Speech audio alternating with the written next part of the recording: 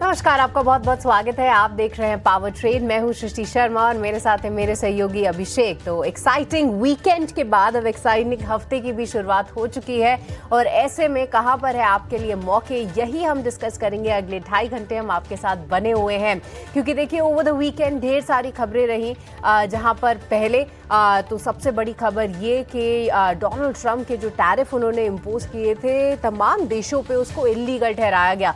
फिर उसके बाद उनका कमेंट आया कि नहीं, एक खास सेक्शन का इस्तेमाल करते हुए वो टैरिफ रेट अब 10% लगाएंगे सभी नेशंस पर वहीं पर वो थमे नहीं, उसको बढ़ाकर 15% कर दिया।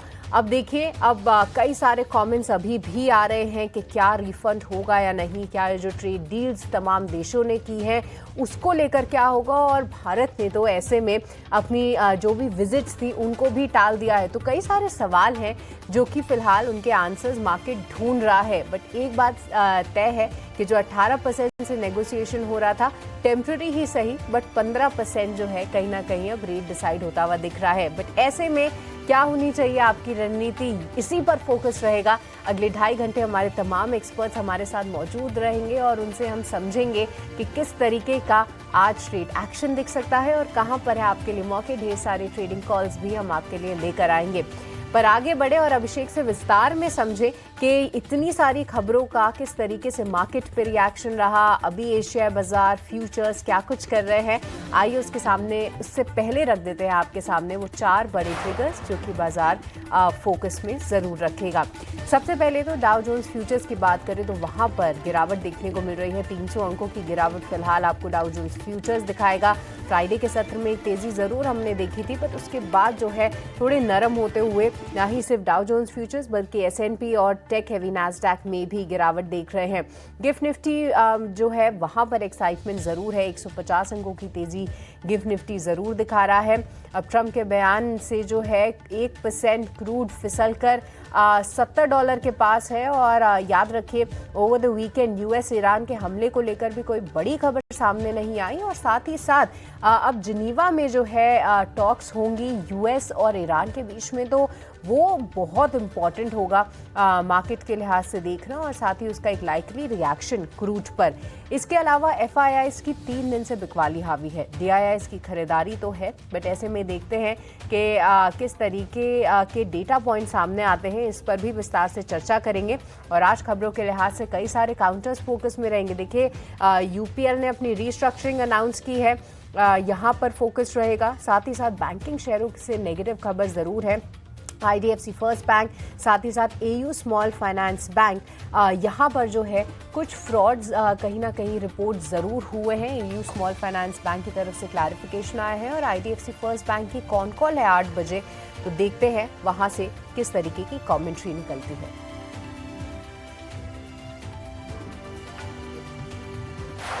तो चलिए, हमने 4 बड़े ट्रिगर्स तो ज़रूर समझे। अब सीधे अभिषेक के पास चलते हैं और समझते हैं कि क्या कुछ जो है देखने को मिला ग्लोबल बाज़ारों में। जो कमेंट्स आए हैं उस पर डिटेल में जानकारी उनसे लेंगे और साथ ही साथ क्या रिएक्शंस हैं मार्केट के, फिलहाल उस पर समझेंगे। अभिषेक बताइए, क्या काफ़ी एक्साइटिंग वीकेंड रहा? सृष्टि, बिल्कुल इसकी उम्मीद भी थी कि काफ़ी एक्साइटिंग होगा और हम बता भी रहे थे कि सुप्रीम कोर्ट का फैसला आने वाला है, उस पर आप नज़र रख के चलिए। अब देखिए, सुप्रीम कोर्ट ने स्ट्राइक डाउन कर दिया है ट्रंप के टैरिफ को, जो उन्होंने रेसिप्रोकल टैरिफ लगाए थे। और सुप्रीम कोर्ट ने ये कहा है कि रेसिप्रोकल टैरिफ लगाने या फिर इस तरह का फैसले लेने का अधिकार ट्रंप के पास नहीं है, मतलब राष्ट्रपति के पास नहीं है। ये अधिकार कांग्रेस के पास होता है। कांग्रेस अगर पास हो जाए तो फिर जाके आगे ये चीजें होंगी। तो ये खारिज हो गया, ये टैरिफ जो कुछ हुआ। यानी कि अगर आप देखेंगे पिछले साल अप्रैल से शुरू हुआ ये पूरा का पूरा मामला और धीरे धीरे हम मार्च के करीब आ गए हैं। तो एक तरह से सृष्टि हम कह सकते हैं कि टाइम वेस्टेज रहा दुनिया भर के तमाम लोगों का। इतने सारे ट्रेड नेगोशिएशंस हुई, डील्स हुई, बातचीत हुई। और जब ट्रेड डील तमाम देशों के साथ होगी, भारत के साथ भी ट्रेड डील तो हो ही गई थी, बस उसका ऑफिशियल अनाउंसमेंट होना था। आज से हमने देखा था कि वॉशिंगटन में बैठक होने वाली थी दोनों देशों के चीफ नेगोशिएटर्स के बीच में, अब वो टल गई है। अब आगे क्या होगा इसको लेकर थोड़ी निश्चितता जरूर है। ये गिफ्ट निफ्टी देख के आप हो सकता है कि खुश हो जाएं कि ठीक है, बाजार में आज हम लगभग 0.25% के आसपास की तेजी देखेंगे। लेकिन ये ट्रंप अब और ज्यादा हो सकता है कि आगे परेशान करते हुए दिखाई दें।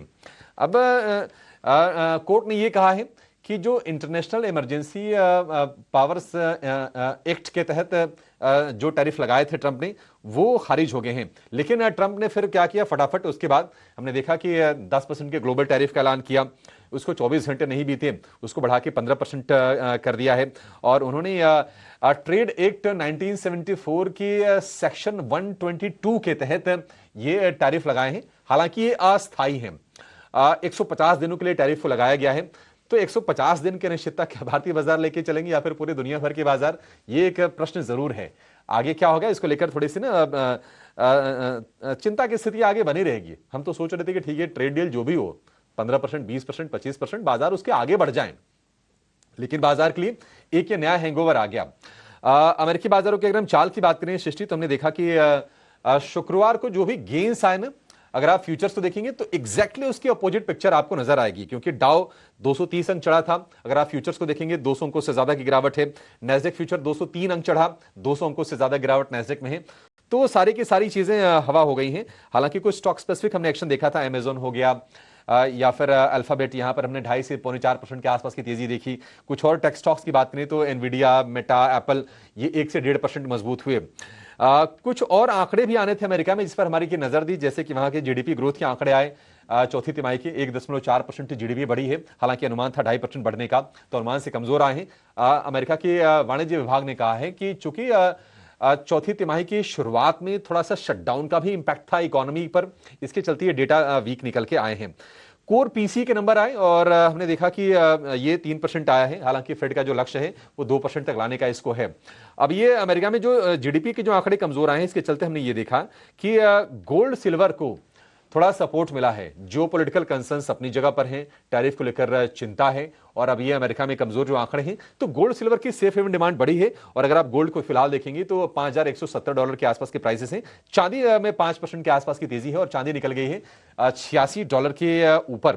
हालांकि ट्रंप का एक स्टेटमेंट आया ईरान को लेकर। ट्रंप ने कहा कि वो ईरान के खिलाफ लिमिटेड मिलिट्री एक्शन को लेकर विचार कर रहे हैं। इसके चलते क्रूड में थोड़ी सी नरमी आई है और भाव आ गए हैं $71 के नीचे। अन्य संकेतों में डॉलर इंडेक्स है 97.79, जो 10 साल की बॉन्ड यील्ड है वो है 4.08% पर। तो कुल मिलाजुला के सृष्टि मतलब आज के लिए या फिर अगले 1-2 दिन के लिए हो सकता है कि बाजारों में हम तेजी देखें, लेकिन ये मुझे लगता है कि एक परेशानी का सबब भी बन सकता है, क्योंकि ये ट्रंप है, आप जानते हैं ट्रंप परेशान करने के, अपनी बात मनवाने के लिए नए नए हथकंडे खोजेंगे। उनके पास ऐसा नहीं है कि IEEPA के अलावा उनके पास हथियार नहीं है, और भी हथियार है जिसका उन्होंने इस्तेमाल कर लिया है। तो ये शॉर्ट टर्म में तो पॉजिटिव लग रहा है, लेकिन लॉन्ग टर्म में बाजार की चाल यहां से आगे क्या होगी, टैरिफ वाले मसले को देखते हुए ये थोड़ी सी अनिश्चितता जरूर हो जाएगी।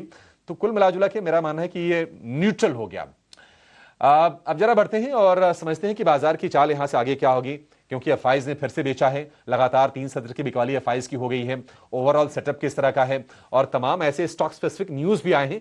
तो ईटीनाउ स्वदेश के सीनियर एग्जीक्यूटिव एडिटर संजीत मंघाट हमारे साथ जुड़ गए हैं। संजीत सर, बहुत शुक्रिया आपका समय देने के लिए। Good morning. Sanjeet sir, Trump ने तो अपना जो काम करना था किया था, लेकिन सुप्रीम कोर्ट ने उसको खारिज कर दिया। हालांकि एफआईज की अगर हम बात करें तो लगातार 3 सत्र की बिकवाली एफआईज की हो गई है, डीआईज की बाइंग हो रही है। कैसे देख रहे हैं आप आंकड़ों को, और बाजार का ओवरऑल सेटअप कैसा लग रहा है सर आपको? देखिए, बाजार के को आती 2-3 चीज़ें इफेक्ट करेंगी इस हफ्ते। एक तो है कि आपको ट्रम्प का टैरिफ जो इम्पैक्ट आएगा उसका कुछ क्लैरिटी, थोड़ा बहुत क्लैरिटी आएगा। आज कल में 15% बोला गया है और अभी तक नोटिफाई नहीं हुआ है, पर 15% की वजह से कुछ स्टॉक्स में कुछ गिरावट देखने को मिलेगी, क्योंकि कॉम्पिटिटिव एज थोड़ा सा कम हो जाता है। 18% टैरिफ में हमारे पास कुछ कॉम्पिटिटिव एज था बाकी कंट्रीज़ के कंपैरिजन में। अब 15% अगर सब कंट्रीज़ को हो जाता है तो हमारा कॉम्पिटिटिव एज उतना थोड़ा बहुत कम हो जाता है कुछ कंट्रीज़ के साथ। बट इसके अलावा एक एक्सपायरी है जो आने वाली है मंगलवार को, और फ्राइडे को जीडीपी डेटा आएगा Q3 का, जो कि नए बेस पे आएगा। तो उसकी वजह से भी ये मार्केट थोड़ा सा रहेगा। तो हमारे लिए इस हफ्ते काफ़ी सारे एक्टिविटीज़ हैं, मैक्रो इकोनॉमिक डेटा है, एक एक्सपायरी है, 2 एक्सपायरी है, एक निफ्टी का एक्सपायरी है, बीएससी का एक्सपायरी है और एक एनएससी का एक्सपायरी है, मंथली एक्सपायरी, जिसकी वजह से मार्केट थोड़ा सा वॉलेटाइल और रेंज बाउंड रहने की उम्मीद है। Sir good morning. एफएनओ के संकेतों को अगर देखा जाए आज, तो निफ्टी और निफ्टी बैंक को लेकर क्या स्ट्रेटजी होनी चाहिए हमारे व्यूअर्स की? अगर हम देखें एफएनओ को तो निफ्टी में अभी एक्सपायरी चल रही है। हमने देखा कि निफ्टी का जो टोटल अगर हम रोल ओवर देखें तो लगभग 31% है। बाकी सारे स्टॉक्स में काफ़ी हाई 55 to 60% के रोल ओवर हुए हैं। एचडीएफसी बैंक में 68% हुआ है, आईसीआईसीआई बैंक में 58, आरआईएल में 60। तो निफ्टी में काफ़ी रोल ओवर देखने को मिल रहा है और निफ्टी बैंक में भी 47% का रोल ओवर हुआ है। तो रोल ओवर्स अच्छे हो रहे हैं। निफ्टी के रोल ओवर थोड़े से कम है और आज और कल में काफ़ी देखने को मिलेंगे आपको। और आज के डेट में अगर हम देखें तो थोड़ा सा वोलेटिलिटी रहेगा और रेंज बाउंड रहेगा, क्योंकि हमने देखा कि 25,500 और 25,400 में पुट राइटिंग हुई है, तो बेस लेवल तो वहाँ पर आ रहा है। और कॉल्स में देखें तो 25,600 और 25,700 में कुछ कॉल राइटिंग हुई थी।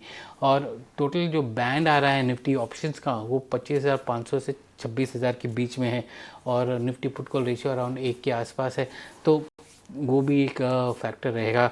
हमने देखा कि नेट लॉन्ग पोजीशंस ऐड हुए हैं दोनों निफ्टी में और निफ्टी बैंक में, बट वो जो फैक्टर है वो बेसिकली रोल ओवर की वजह से हो रहे हैं। तो नए पोजीशंस ऐड हुए हैं और ओपन इंटरेस्ट पोजीशंस भी बढ़े हैं और वहाँ पर हम आज और कल में हम तो से अनवाइंडिंग देखेंगे पोजीशंस को, जैसे कि जैसे जैसे इन्वेस्टर्स अपने पोजीशंस रोल ओवर करेंगे वो फरवरी के महीने में अपनी पोजीशंस को अनवाइंड करेंगे, तो वहाँ पर पोजीशंस अनवाइंड होंगी। ये हफ्ते में 2 एक्सपायरी है निफ्टी एनएससी और बीएससी का, और ये जो टैरिफ अनसर्टेनिटी है वो भी थोड़ी सी वॉलेटिलिटी लेकर आती है, तो उसकी वजह से मार्केट थोड़ा सा रेंज बाउंड रहेगा। और उम्मीद ये है कि ज़्यादा ना गिरे, बट ट्रंप के डिसीजन और इंडिया और यूएस के डिसीजन की उनकी जो बैठक होने वाली थी उन्होंने उसको रीशेड्यूल कर दिया है, उसकी वजह से भी अब थोड़ी सी अनसर्टेनिटी आ जाती है टैरिफ को लेके इंडियन मार्केट्स में। Alright, along with that Sajit sir, UPL ये काउंटर भी जो है आज फोकस में रहेगा। वहाँ पे रीस्ट्रक्चरिंग कंपनी ने अनाउंस की है। एक तरफ तो देखिए एडवांटा की लिस्टिंग का कहीं ना कहीं इन्वेस्टर्स वेट कर रहे थे, बट ऐसे में इन्वेस्टर्स को क्या करना चाहिए, क्या होनी चाहिए रणनीति यहाँ पे? देखिए 2-3 चीज़ें हैं यूपीएल के बिजनेस रीऑर्गेनाइजेशन में। एक तो है कि यूपीएल सैस मर्ज करेगी यूपीएल के साथ, फिर उसके बाद क्या होगा कि उसमें डीमर्जर होगा, जिसके तहत एक कंपनी बनेगी डाइवर्सिफाइड एग्रो और स्पेशलिटी केमिकल की कंपनी, और दूसरी जो कंपनी होगी क्रॉप प्रोटेक्शन वाली कंपनी होगी, ग्लोबल क्रॉप प्रोटेक्शन। इस यूपीएल के काफ़ी सारे जो उन्होंने एक्विजिशंस किए हैं उसमें काफ़ी सारे प्राइवेट इक्विटी भी हैं। तो अगर हम देखें तो यूपीएल के शेयर होल्डर को एक तो शेयर तो मिलेगा ही मिलेगा अपना, पर उसके अलावा जो है यूपीएल के थ्रू भी शेयर होल्डिंग होगी उनकी यूपीएल ग्लोबल में। यूपीएल ग्लोबल जो होगा वो उनका ग्लोबल क्रॉप प्रोटेक्शन बिजनेस होगा, जो कि इंडिया और इंटरनेशनल क्रॉप प्रोटेक्शन को एक साथ लेकर आएगा। हाँ, उसकी अगर हम देखें तो रेवेन्यू लगभग 4,000 करोड़ के आसपास का रेवेन्यू है। 30-35% का टोटल यूपीएल का रेवेन्यू का पोर्शन बनता है। हाँ, यूपीएल में अब आपको थोड़ा सा डिस्काउंटिंग दिखने लगेगा, क्योंकि यूपीएल अब थोड़ा सा होल्डिंग कंपनी बन जाएगा, तो होल्डिंग कंपनी डिस्काउंट बनेगा। बट ओवरऑल अगर हम देखें तो ये डीलिवरेज करने की एक वो है और इंडिपेंडेंट कंपनीज बनाने की बात हो रही है इसमें, ताकि दोनों कंपनीज अपने फ्यूचर को आगे ले जा सके और अलग से कैपिटल रेज कर सके। हाँ, डेट काफ़ी रहेगा यूपीएल क्रॉप प्रोटेक्शन में, वो उसको भी डीलेवर किया जाएगा आगे जाके। बट ओवरऑल देखा जाए तो डीमर्जर रेशियो जो है वो वर्टिकल स्प्लिट है, और जो मर्जर है उससे एक तरह से आप यूपीएल ग्लोबल में इनिशियली 11% का रिटेल इन्वेस्टर होगा, बाकी 16% जो है प्राइवेट इक्विटी होंगे, बाकी सारे वो भी एक बार एग्जिट करेंगे आगे जाके। तो यूपीएल ग्लोबल में थोड़ा सा वो ओवरहंग रहेगा कि प्राइवेट इक्विटी एग्जिट करेंगे, पर वो लिक्विडिटी भी लेकर आएगा। जो लोग अपने पोजीशंस लेने चाहते हैं सिर्फ क्रॉप प्रोटेक्शन में, वो यूपीएल ग्लोबल के थ्रू ले पाएंगे। सजी सर, आईडीएफसी फर्स्ट बैंक और एयू स्मॉल फाइनेंस बैंक के भी शेयर आज फोकस में रहेंगे क्योंकि हरियाणा सरकार ने सरकारी कामकाज पर रोक लगा दी है। और खबर ये आई थी कि आईडीएफसी फर्स्ट के चंडीगढ़ ब्रांच में कुछ 590 करोड़ रुपए के फ्रॉड का मामला आया था। कैसे आप देखते हैं और क्या टेक होगा इन दोनों शेयरों को लेकर? देखिए, हरियाणा सरकार ने दो चीज़ें की हैं। एक तो है कि आईडीएफसी फर्स्ट और एयू स्मॉल बैंक को डी एम्पैनल कर दिया है सारे गवर्नमेंट अकाउंट से। दूसरी बात जो हुई है, ये दोनों बैंक में कुछ फ्रॉडलेंट एक्टिविटीज़ हुई हैं। आईडीएफसी फर्स्ट ने जो बोला है कि उनको 590 करोड़ का फ्रॉडलेंट एक्टिविटी दिखा, जिसमें जो रिकनसाइल करते वक्त उनको दिखा गया है कि गवर्नमेंट अकाउंट और उनके पास जो पैसा है उससे, और कुछ एम्प्लॉयज़ को उन्होंने सस्पेंड भी किया है, जिसके तहत उन्होंने बोर्ड ने जो केपीएमजी को भी नियुक्त किया है अपने ऑडिट के लिए और इन्वेस्टिगेशन के लिए। एयू स्मॉल बैंक ने भी ये कहा है कि आईडीएफसी से बैंक से कुछ पैसा इनके अकाउंट में आया है और वहाँ से कुछ कस्टमर्स को चला गया है। तो ये इन्वेस्टिगेशन अभी रहेगी कुछ, बट ये ओवरहैंग रहेगा आईडीएफसी फर्स्ट में, क्योंकि उनको 590 करोड़ का जो उनका जो फ्रॉडलेंट आया है इम्पैक्ट, वो लगभग उनके पीबीटी के Q3 के पीबीटी के बराबर का है। तो वो Q4 में आपको वो इम्पैक्ट देखने को मिलेगा और उसकी वजह से आज आईडीएफसी बैंक का जो शेयर है थोड़ा सा नर्म रहेगा और एयू स्मॉल फाइनेंस भी थोड़ा सा नर्म रहेगा। हालांकि हरियाणा का ये जो डिसीजन है कि ये सारे जितने भी अकाउंट्स हैं वो अब नेशनलाइज्ड बैंक में डाला जाए, उसका भी इम्पैक्ट आगे जाके आएगा। अगर बाकी स्टेट्स भी करने लगेंगी तो प्राइवेट बैंक से काफ़ी सारा बिजनेस जो है वापस नेशनलाइज्ड बैंक में चला जाएगा। सर, अगर प्राइमरी मार्केट पर फोकस शिफ्ट करें तो वहां पे भी clean max enviro energy solution का आईपीओ जो है वो आज खुलने वाला है, तो उस आईपीओ को लेकर क्या स्ट्रेटजी होनी चाहिए? देखिए, क्लीन मैक्स एक ऐसी कंपनी है जो रिन्यूएबल एनर्जी बनाती है और उनका जो डायरेक्ट कनेक्शन जो होता है कॉर्पोरेट्स और इंडस्ट्रियल्स के साथ होता है। मतलब वो बनाती हैं उनके लिए, कंपनीज़ के लिए बनाती हैं और इंडस्ट्रियल यूनिट्स के लिए बनाती हैं। 1000 to 1057 का प्राइस बैंड है इनका। 3100 करोड़ वो रेस कर रहे हैं और इनका अभी तक का जो ऑपरेशन है वो 2.8 गीगावाट का है और 3.7 गीगावाट का कॉन्ट्रैक्ट्स हैं। तो इससे क्या होता है कि ये क्लीन मैक्स जो है कंपनीज़ के लिए अपना सेटअप्स करती है और उनको डायरेक्टली इलेक्ट्रिसिटी प्रोवाइड करती है, जिसके तहत कंपनीज़ को जो इलेक्ट्रिकल कॉस्ट होता है, इलेक्ट्रिसिटी कॉस्ट होता है, वो उसमें थोड़ा सा फ़ायदा होता है।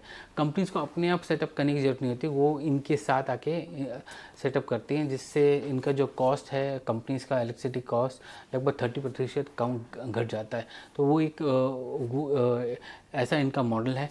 अनलाइक बाकी सारे जो ग्रीन एनर्जी वाले कंपनी, यूटिलिटीज़ वाले कंपनी हैं जहाँ पर वो खुद बनाते हैं और बेचते हैं, यहाँ पर ये बाकी कंपनीज़ के लिए करते हैं। ये इसके तहत ये भी करते हैं कि इनको जो ग्रीन सर्टिफिकेट मिलता है उसको भी अलग से बेचते हैं, पर वो बिज़नेस अभी बहुत छोटा है। बट मेजर बिज़नेस जो है वो ये कैप्टिव यूनिट्स बनाते हैं कंपनीज़ और कॉर्पोरेट्स के लिए और या इंडस्ट्रियल यूनिट्स के लिए। ऑलराइट, तो चलिए इस पर्टिकुलर ऑफरिंग पर भी रहेगी नज़र। बस अजीत सर, इसी के साथ बहुत बहुत शुक्रिया आपका करना चाहेंगे, आज आपने समय निकाला और तमाम चीज़ों पर हमारे व्यूवर्स के लिए व्यू पॉइंट भी सामने लेकर आए। पर चलिए अब आगे बढ़ते हैं और वक्त हो चला है हमारे आज के खास मेहमानों का स्वागत करने के लिए। उनसे समझेंगे क्या होगी आज बाजार पर रणनीति और साथ ही साथ उनके स्टॉक स्पेसिफिक आइडियाज़ भी लेंगे। सबसे पहले आइए स्वागत करते हैं अंशुल जैन का, वो हमारे साथ मौजूद है। Anshul, good morning.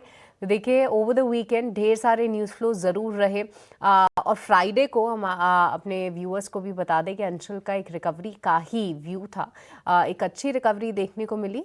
बट आज के लिए क्या होनी चाहिए रणनीति अंशुल? गिफ्ट निफ्टी तो ऑलरेडी एक गैप अप ओपनिंग के संकेत दे रहा है। नमस्कार सृष्टि जी, नमस्कार विकास जी, नमस्कार अभिषेक जी, दर्शकों को भी नमस्कार। देखिए, मीम कल्चर से शुरुआत करते हैं। जैसे मैंने कहा था कि फूफा जी, आप चाय गरम दे दें तो गरम चाय है, चाय थोड़ी सी ठंडी हो जाए तो उस पर मलाई पड़ गई, तो नाराज होना है तो किसी ना किसी बात पे नाराज हो ही जाएंगे। सुप्रीम कोर्ट ने मना कर दिया कि ये गैर कानूनी है, आप नहीं लगा सकते, तो उन्होंने दूसरा कोई ना कोई रास्ता खोज लिया, सेक्शन 122 खोज लिया। अब आगे फिर वो सुप्रीम कोर्ट में जाएगा, प्रोबेबली वो भी नलीफाई हो जाएगा, बट जब तक वो रहेगा 2-3 महीने मतलब ये 3 साल अब आपको झेलना है, तो day by day price action को अगर वॉच करते हुए ज्यादा चलेंगे तो ज्यादा आसानी रहेगी। निफ्टी पे एक रेंज बनी हुई है 25,663 और 25,532। इस रेंज के अंदर जब तक निफ्टी है मोस्ट लाइकली कंसोलिडेशन रहेगा। हम मोस्ट लाइकली ओपनिंग में इसको तोड़ने की कोशिश करेंगे। अगर 25,663 के ऊपर हम सस्टेन करने लगते हैं तो पहला रेजिस्टेंस 25,920 पे, मेजर रेजिस्टेंस 25,920 पे आता है, उसके पहले नहीं आ रहा है, यानी 300 पॉइंट की आपको खुली जगह मिल जाएगी लॉन्ग साइड प्ले करने की। Again relative strength bank Nifty में ज्यादा है, वहां पे रेंज बनी हुई है 61,360 और 60,961। इस रेंज के बाहर जैसे ही हम निकलते हैं 61,360 के ऊपर, ऑल टाइम हाई के पहले बैंक निफ्टी में कोई भी रेजिस्टेंस नहीं है, बल्कि आई वुड से 62,000 तक कोई भी रेजिस्टेंस बैंक निफ्टी पे नहीं है। अब ये बैक्ड बाय डेटा है। एफआईआई का अगर आप इंडेक्स फ्यूचर्स पे देखेंगे तो अभी भी 1,33,664 कॉन्ट्रैक्ट शॉर्ट है। फ्यूचर प्लस ऑप्शन मिला लें तो 3,77,996 कॉन्ट्रैक्ट शॉर्ट है। तो जैसे ही निफ्टी पे 25,663 और bank Nifty, specially bank Nifty 61,360 निकला, ये शॉर्ट कवरिंग और तेजी से ट्रिगर होना स्टार्ट होगी और सबसे पहले हम बैंक निफ्टी पे ऑल टाइम हाई लगाते हुए दिखेंगे। तो फोकस बैंक निफ्टी पे होना चाहिए, वहां पे ऑल टाइम हाई आते हुए ऑलमोस्ट दिख रहा है। चलिए, फोकस बैंक निफ्टी पे होना चाहिए, वहाँ पर ऑल टाइम हाई आते हुए दिख रहा है। फिलहाल ये नज़रिया निफ्टी और निफ्टी बैंक पे पॉजिटिव व्यू ही है। बट इसी के साथ अंशुल, आप अपनी ट्रेडिंग कॉल्स भी दे दीजिए, बताइए कहाँ पर है आज की आपकी नज़र। देखिए, निफ्टी और बैंक निफ्टी तेज लग रहा है तो रिलेटिव स्ट्रेंथ बाई करने की कोशिश करेंगे। पहला स्टॉक रहेगा आदित्य बिरला सन लाइफ एएमसी। वीकली चार्ट पे 63 वीक्स का वीसीपी पैटर्न का ब्रेकआउट आया है फ्राइडे के सेशन में with a volume rise of 224%। तो आदित्य बिरला सन लाइफ एएमसी 915 रुपए में बाई करना चाहिए। 895 रुपीज का स्टॉप लॉस रहेगा और 945 रुपीज का इमीडिएट टारगेट रहेगा। दूसरा कॉल एस्ट्रल का रहेगा। पहले भी हमने 16-15 में बाई दिया था, टारगेट अचीव हुए थे। दोबारा से ब्रेकआउट रीटेस्ट करके 10 डे मूविंग एवरेज से फ्रेश ब्रेकआउट बन रहा है, तो एस्ट्रल बाई करके चलना चाहिए 1635 पे। 1610 का स्टॉप लॉस रहेगा और 1675 का टारगेट रहेगा। तो ये दो रिलेटिव स्ट्रेंथ वाले काउंटर है जहां पे आपको बाई करके चलना चाहिए। तो ये कॉल्स अंशुल जी की तरफ से। चलिए अब हमारे एक और मेहमान का स्वागत करते हैं। हमारे साथ जुड़ गए हैं पीएचडी कैपिटल से प्रदीप हल्दर। प्रदीप, गुड मॉर्निंग, बहुत स्वागत है आपका 18 आवर्स स्वदेश पर। सबसे पहले शुरुआत आपके कॉल्स के साथ करेंगे कि कहाँ ट्रेड आइडियाज आपने आज सेलेक्ट किए हैं। जी, very good morning to you Vikas ji, आपको, सृष्टि जी एंड अंशुल सर को एंड 18 स्वदेश के सारे दर्शकों को। देखिए, एक स्टैंडर्ड डिस्क्लेमर रहेगा, जितने भी स्टॉक्स को लेके या इंडेक्स को लेके मैं बात करने वाला हूँ, कोई भी स्टॉक्स या इंडेक्स में हमारा कुछ भी पोजीशन नहीं होता है। नो कॉन्फ्लिक्ट ऑफ इंटरेस्ट, ऐसा रहा है हम कुछ क्लाइंट को भी देते हैं, हो सकता है कुछ उनके पास हो, हमारे पास नहीं है। No conflict of interest from our side. देखिए, आज जो मैं पहले कॉल लेके आया हूँ, कंपनी का नाम रहेगा एनटीपीसी। एनटीपीसी का चार्ट मुझे बहुत ही बढ़िया लग रहा है। बहुत टाइम से ये कंसोलिडेशन रेंज के अंदर फंसा हुआ था। इनफैक्ट जिस तरीके का भी ब्रेकआउट आया है, एसेंडिंग ट्रायंगल पैटर्न इसके ऊपर सस्टेन हो रहा है। सो मेरे को लगता है कि बाय करना चाहिए। करंट जोन से टारगेट होना चाहिए 390 का। 390 का रहेगा टारगेट एंड स्टॉप लॉस आपको मेंटेन करना चाहिए 355 के आसपास। तो एनटीपीसी करंट जोन से बाय करना है, 355 का एक स्टॉप लॉस मेंटेन कीजिए, थोड़ा पोजिशनल व्यू रखिए। सेकंड जो कॉल लेके आया हूं, पहले भी मैंने बताया था, मुझे शॉर्ट टू मीडियम टर्म भी बहुत अच्छा लग रहा है एकदम। अगर 4-5 दिन का भी मैं व्यू बताऊंगा, वो भी मुझे बहुत बढ़िया लग रहा है। कंपनी का नाम है वोल्टास। वोल्टास अभी करेंट जोन से ही बाय करने का सलाह रहेगा। मुझे लगता है कि वोल्टास का जिस तरीके का चार्ट है, इनफैक्ट एक रेंज बाउंड के अंदर फंसा हुआ था। रिसेंटली अगर हम देखेंगे 5, 10 एंड 15, 20 मूविंग जो एक्सपोनेंशियल मूविंग प्राइस है, उसके ऊपर भी सस्टेन हो रहा है। अभी सीजन भी आने वाला है, गर्म गर्म उतना अभी आया नहीं है। मुंबई में आई थिंक लास्ट दिन हाईएस्ट जो है वेदर था। अभी तो सीजन उतना आया नहीं है, लेकिन चार्ट में अच्छा खासा ब्रेकआउट लगाने के बाद सस्टेन हो रहा है। मैं समझता हूँ करेंटली जिस तरीके का प्राइस रजिस्टर्ड किया है 1530 के ऊपर, करेंट जोन से 100 पॉइंट भागने के लिए रेडी हो रहा है। तो पहला टारगेट मेरा रहेगा 1595, सेकंड टारगेट रहेगा 1640, एक 1490 पे आप स्टॉप लॉस मेंटेन कीजिए और इसको भी पोजिशनली बाय करके जाइए। प्रदीप जी की तरफ से पहली कॉल आपकी जो मिली है वो एनटीपीसी के ऊपर मिली है। आप देखिए टारगेट स्टॉप लॉस आपकी स्क्रीन पर 390 का टारगेट, 355 का आपको लगाना है स्टॉप लॉस। और दूसरी कॉल आपको वोल्टास के ऊपर 1595 1640 का टारगेट और 1490 का आपको लगाना है स्टॉप लॉस। और प्रदीप जी जो कह रहे थे ना कि चार्ट पर अभी जो है वो गर्मी दिखने लगी है, तो हर साल लगभग यही होता है कि गर्मी पहले जो है वो वोल्टास के चार्ट पे दिखने लगती है या एसी बनाने वाली कंपनियों के चार्ट पे दिखने लगती है, उसके बाद फिर गर्मी हमें महसूस होती है हमारे राज्य में जहां भी हम रह रहे हैं, चाहे वो मुंबई हो चाहे दिल्ली हो। चलिए आगे बढ़ते हैं, मिताली का स्वागत करते हैं। मिताली हमारी सहयोगी हमारे साथ जुड़ गई हैं और चूंकि वीकेंड था, 2 दिन की पूरी एक्शन थी, तो काफ़ी सारी खबरें हैं उनके पास, काफ़ी सारा एक्शन है उनके पास जो इकट्ठा करके वो आ गई हैं। मिताली गुड मॉर्निंग, बताइए कौन सी खबरें हैं जो पूरे वीकेंड के दौरान आई और जिन पर हमें नज़र रखना चाहिए आज। जी गुड मॉर्निंग। सबसे पहले ट्रम्प टैरिफ का जो यहाँ पे सागा चल रहा है उसके दम पर आज टेक्सटाइल्स, जेम्स, ज्वेलरी और फार्मा कंपनीज को रखिएगा अपने फोकस में, क्योंकि अगर जो टैरिफ कम हुआ है अगर वो माना जाए तो यहाँ पे थोड़ा पॉजिटिव मोमेंटम देखने को मिल सकता है। साथ ही IDFC फर्स्ट बैंक के लिए एक बहुत ही बड़ी न्यूज़ सामने आई है, जहाँ 590 करोड़ रुपए का एक फ्रॉड उन्होंने डिक्लेयर किया है, जिसके तहत आज कंपनी में नेगेटिव प्रेशर देखने को मिल सकता है स्टॉक प्राइस में। साथ ही UPL को भी रखिएगा अपने फोकस में, कंपनी के लिए एक पॉजिटिव ट्रिगर सामने आता हुआ। कंपनी अपना इंडियन और इंटरनेशनल बिजनेस जो है वो अब दोनों को मर्ज करके एक सिंगल एंटिटी के रूप में प्ले करने वाली है। और साथ ही आप देखेंगे कि इस कंसोलिडेशन के बाद ये दुनिया की second largest protection crop platform पे सबसे सेकंड लार्जेस्ट बड़ी कंपनी बन जाएगी। साथ ही सिप्ला को रखेगा जो अपने रडार पे, कंपनी के लिए एक नेगेटिव ट्रिगर सामने आता हुआ। US FDA ने इनकी जो मैन्युफैक्चरिंग फैसिलिटी है जहाँ पे ये सप्लाई पार्टनर है इनका पैरामीथेन, उसे OAI का डेजिग्नेशन दे दिया है, तो कंपनी के लिए एक नेगेटिव प्रेशर बन सकता है स्टॉक पे। साथ ही ई मुद्रा लिमिटेड की बात करें तो कंपनी के लिए एक पॉजिटिव न्यूज़ सामने आई है। इन्होंने ऑफिशियली अपना एक्सपेंशन जो है वो अब सेंट्रल एशिया यानी कि कजाकिस्तान में उन्होंने स्पेसिफिकली रीजनल हब यहाँ पे सेटअप किया है, जिसके तहत वो अब जितना भी डिजिटल ट्रांसफॉर्मेशन हम देख रहे हैं कितनी तेज़ गति से आगे बढ़ रहा है, उसको ध्यान में रखते हुए ये अपना एक्सपेंशन अब ग्लोबली भी करते हुए नजर आ रहे हैं। रेलटेल और अशोका बिल्डकॉन को भी रखेगा जब अपने फोकस में। दोनों ही कंपनीज को लेटर ऑफ इंटेंट मिला है महाराष्ट्र गवर्नमेंट से, जिसके तहत 5 साल का कॉन्ट्रैक्ट रहने वाला है और यहाँ पे जो कॉन्ट्रैक्ट है ये 1136 करोड़ रुपए का रहेगा। आज प्रेस्टीज एस्टेट्स भी रहने वाला है फोकस में, एक पॉजिटिव ट्रिगर कंपनी के लिए। कंपनी के जो ग्रुप है उन्होंने एक डेफिनेटिव अग्रीमेंट साइन किया है BMRCL के साथ, जिसके तहत वो बेलंदुर मेट्रो स्टेशन में और इन्वेस्टमेंट करके और यहाँ पे डेवलपमेंट करते हुए नजर आएंगे। 115 करोड़ रुपए के इन्वेस्टमेंट का यूटिलाइजेशन जो स्टेशन है उसके अपग्रेडेशन में, इंफ्रास्ट्रक्चर के डेवलपमेंट में और लॉन्ग टर्म डेवलपमेंट के लिए यहाँ पे यूटिलाइज होने वाला है। इसके अलावा WeWork इंडिया भी आज रखिएगा अपने फोकस में, कंपनी के लिए एक पॉजिटिव ट्रिगर। इन्होंने 42 करोड़ रुपए का इन्वेस्टमेंट इनके बैंगलोर प्लांट के लिए किया, बैंगलोर वाला जो WeWork ऑफिस है उसके लिए किया है। करीबन 3100 डेस्क वहाँ पे और नई बनाने वाली है कंपनी। NCC लिमिटेड को भी रखेगा जब अपने फोकस में, कंपनी के लिए एक पॉजिटिव ट्रिगर सामने आता हुआ। कंपनी हमने देखा था फ्राइडे को NHAI ने जो इनको डिबार कर दिया था कि अब आगे वाले कोई भी टेंडर्स में पार्टिसिपेट नहीं कर पाएंगे, उसके लिए अभी टेम्प्रेरी यहाँ पे उसको रद्द कर दिया गया है 10 मार्च 2026 तक, जिसके तहत अब कोई भी टेंडर्स अभी 10 मार्च तक वो वापस अप्लाई कर पाएंगे।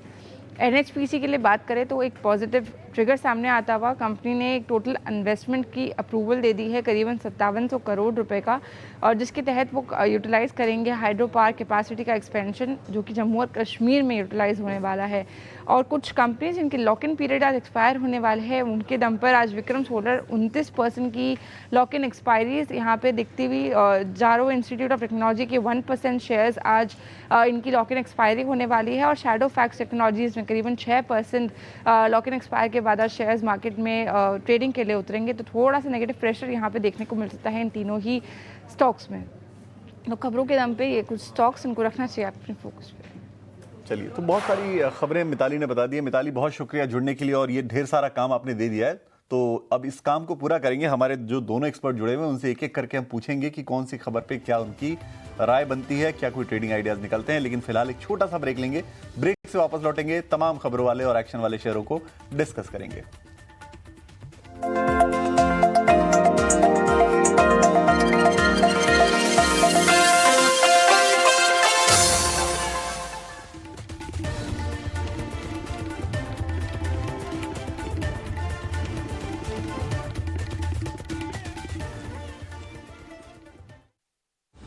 in association with SBI, the banker to every Indian truly. Every claim settled on time. Galaxy Health Insurance, a new standalone health insurance company with you forever. जिंदगी में कुछ चीजें लाइफ लॉन्ग होती हैं, कुछ पल लाइफ लॉन्ग के लिए होते हैं, आशीर्वाद लाइफ लॉन्ग के लिए मिलता है, भरोसा लाइफ लॉन्ग ही किया जाता है, प्यार लाइफ लॉन्ग, साथ life long, one life long. सच्चा प्यार तो लाइफ लॉन्ग के लिए होता है ना। प्यार लाइफ लॉन्ग, साथ लाइफ लॉन्ग। हम अपनों की इज्जत भी लाइफ लॉन्ग ही करते हैं ना।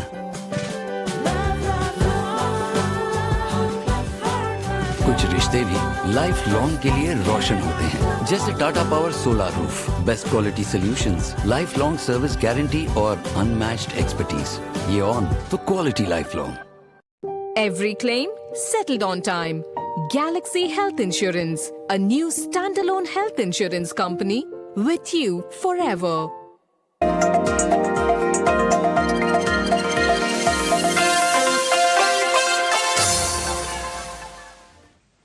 ब्रेक के बाद आपका फिर से स्वागत है पावर ट्रेड में। तो बाजार के लिए आज गिफ्ट निफ्टी से जो संकेत निकल के आ रहे हैं वो अच्छे हैं, बढ़िया शुरुआत की आप उम्मीद करके चलिए और कुछ अच्छे ट्रेड्स भी हम अपने एक्सपर्ट्स के जरिए समझ रहे हैं।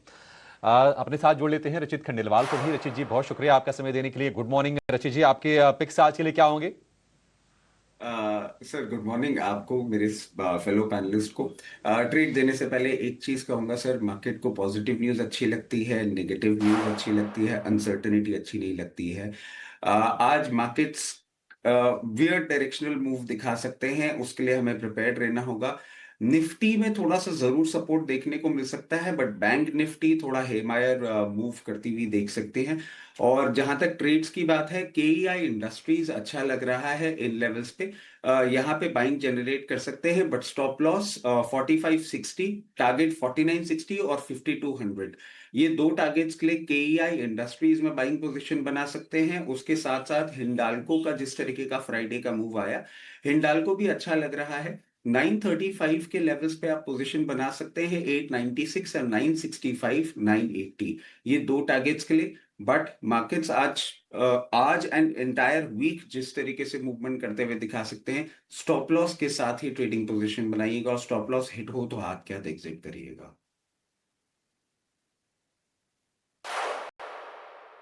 और केईआई इंडस्ट्रीज को लेकर बुलिश है रचित जी, और दोनों के दोनों शेयरों में एक चीज कॉमन है कि जब शुक्रवार को क्लोजिंग हुई थी तो डे हाई पर जाके दोनों शेयरों ने क्लोज किया था, और केईआई में तो क्या शानदार तेजी बनी थी। हिंडाल्को में भी वही स्थिति। हिंडाल्को आप देखिए 3.5% ये शेयर चढ़ के बंद हुआ था, और ये निफ्टी का सबसे ज्यादा चढ़ने वाला ये शेयर था।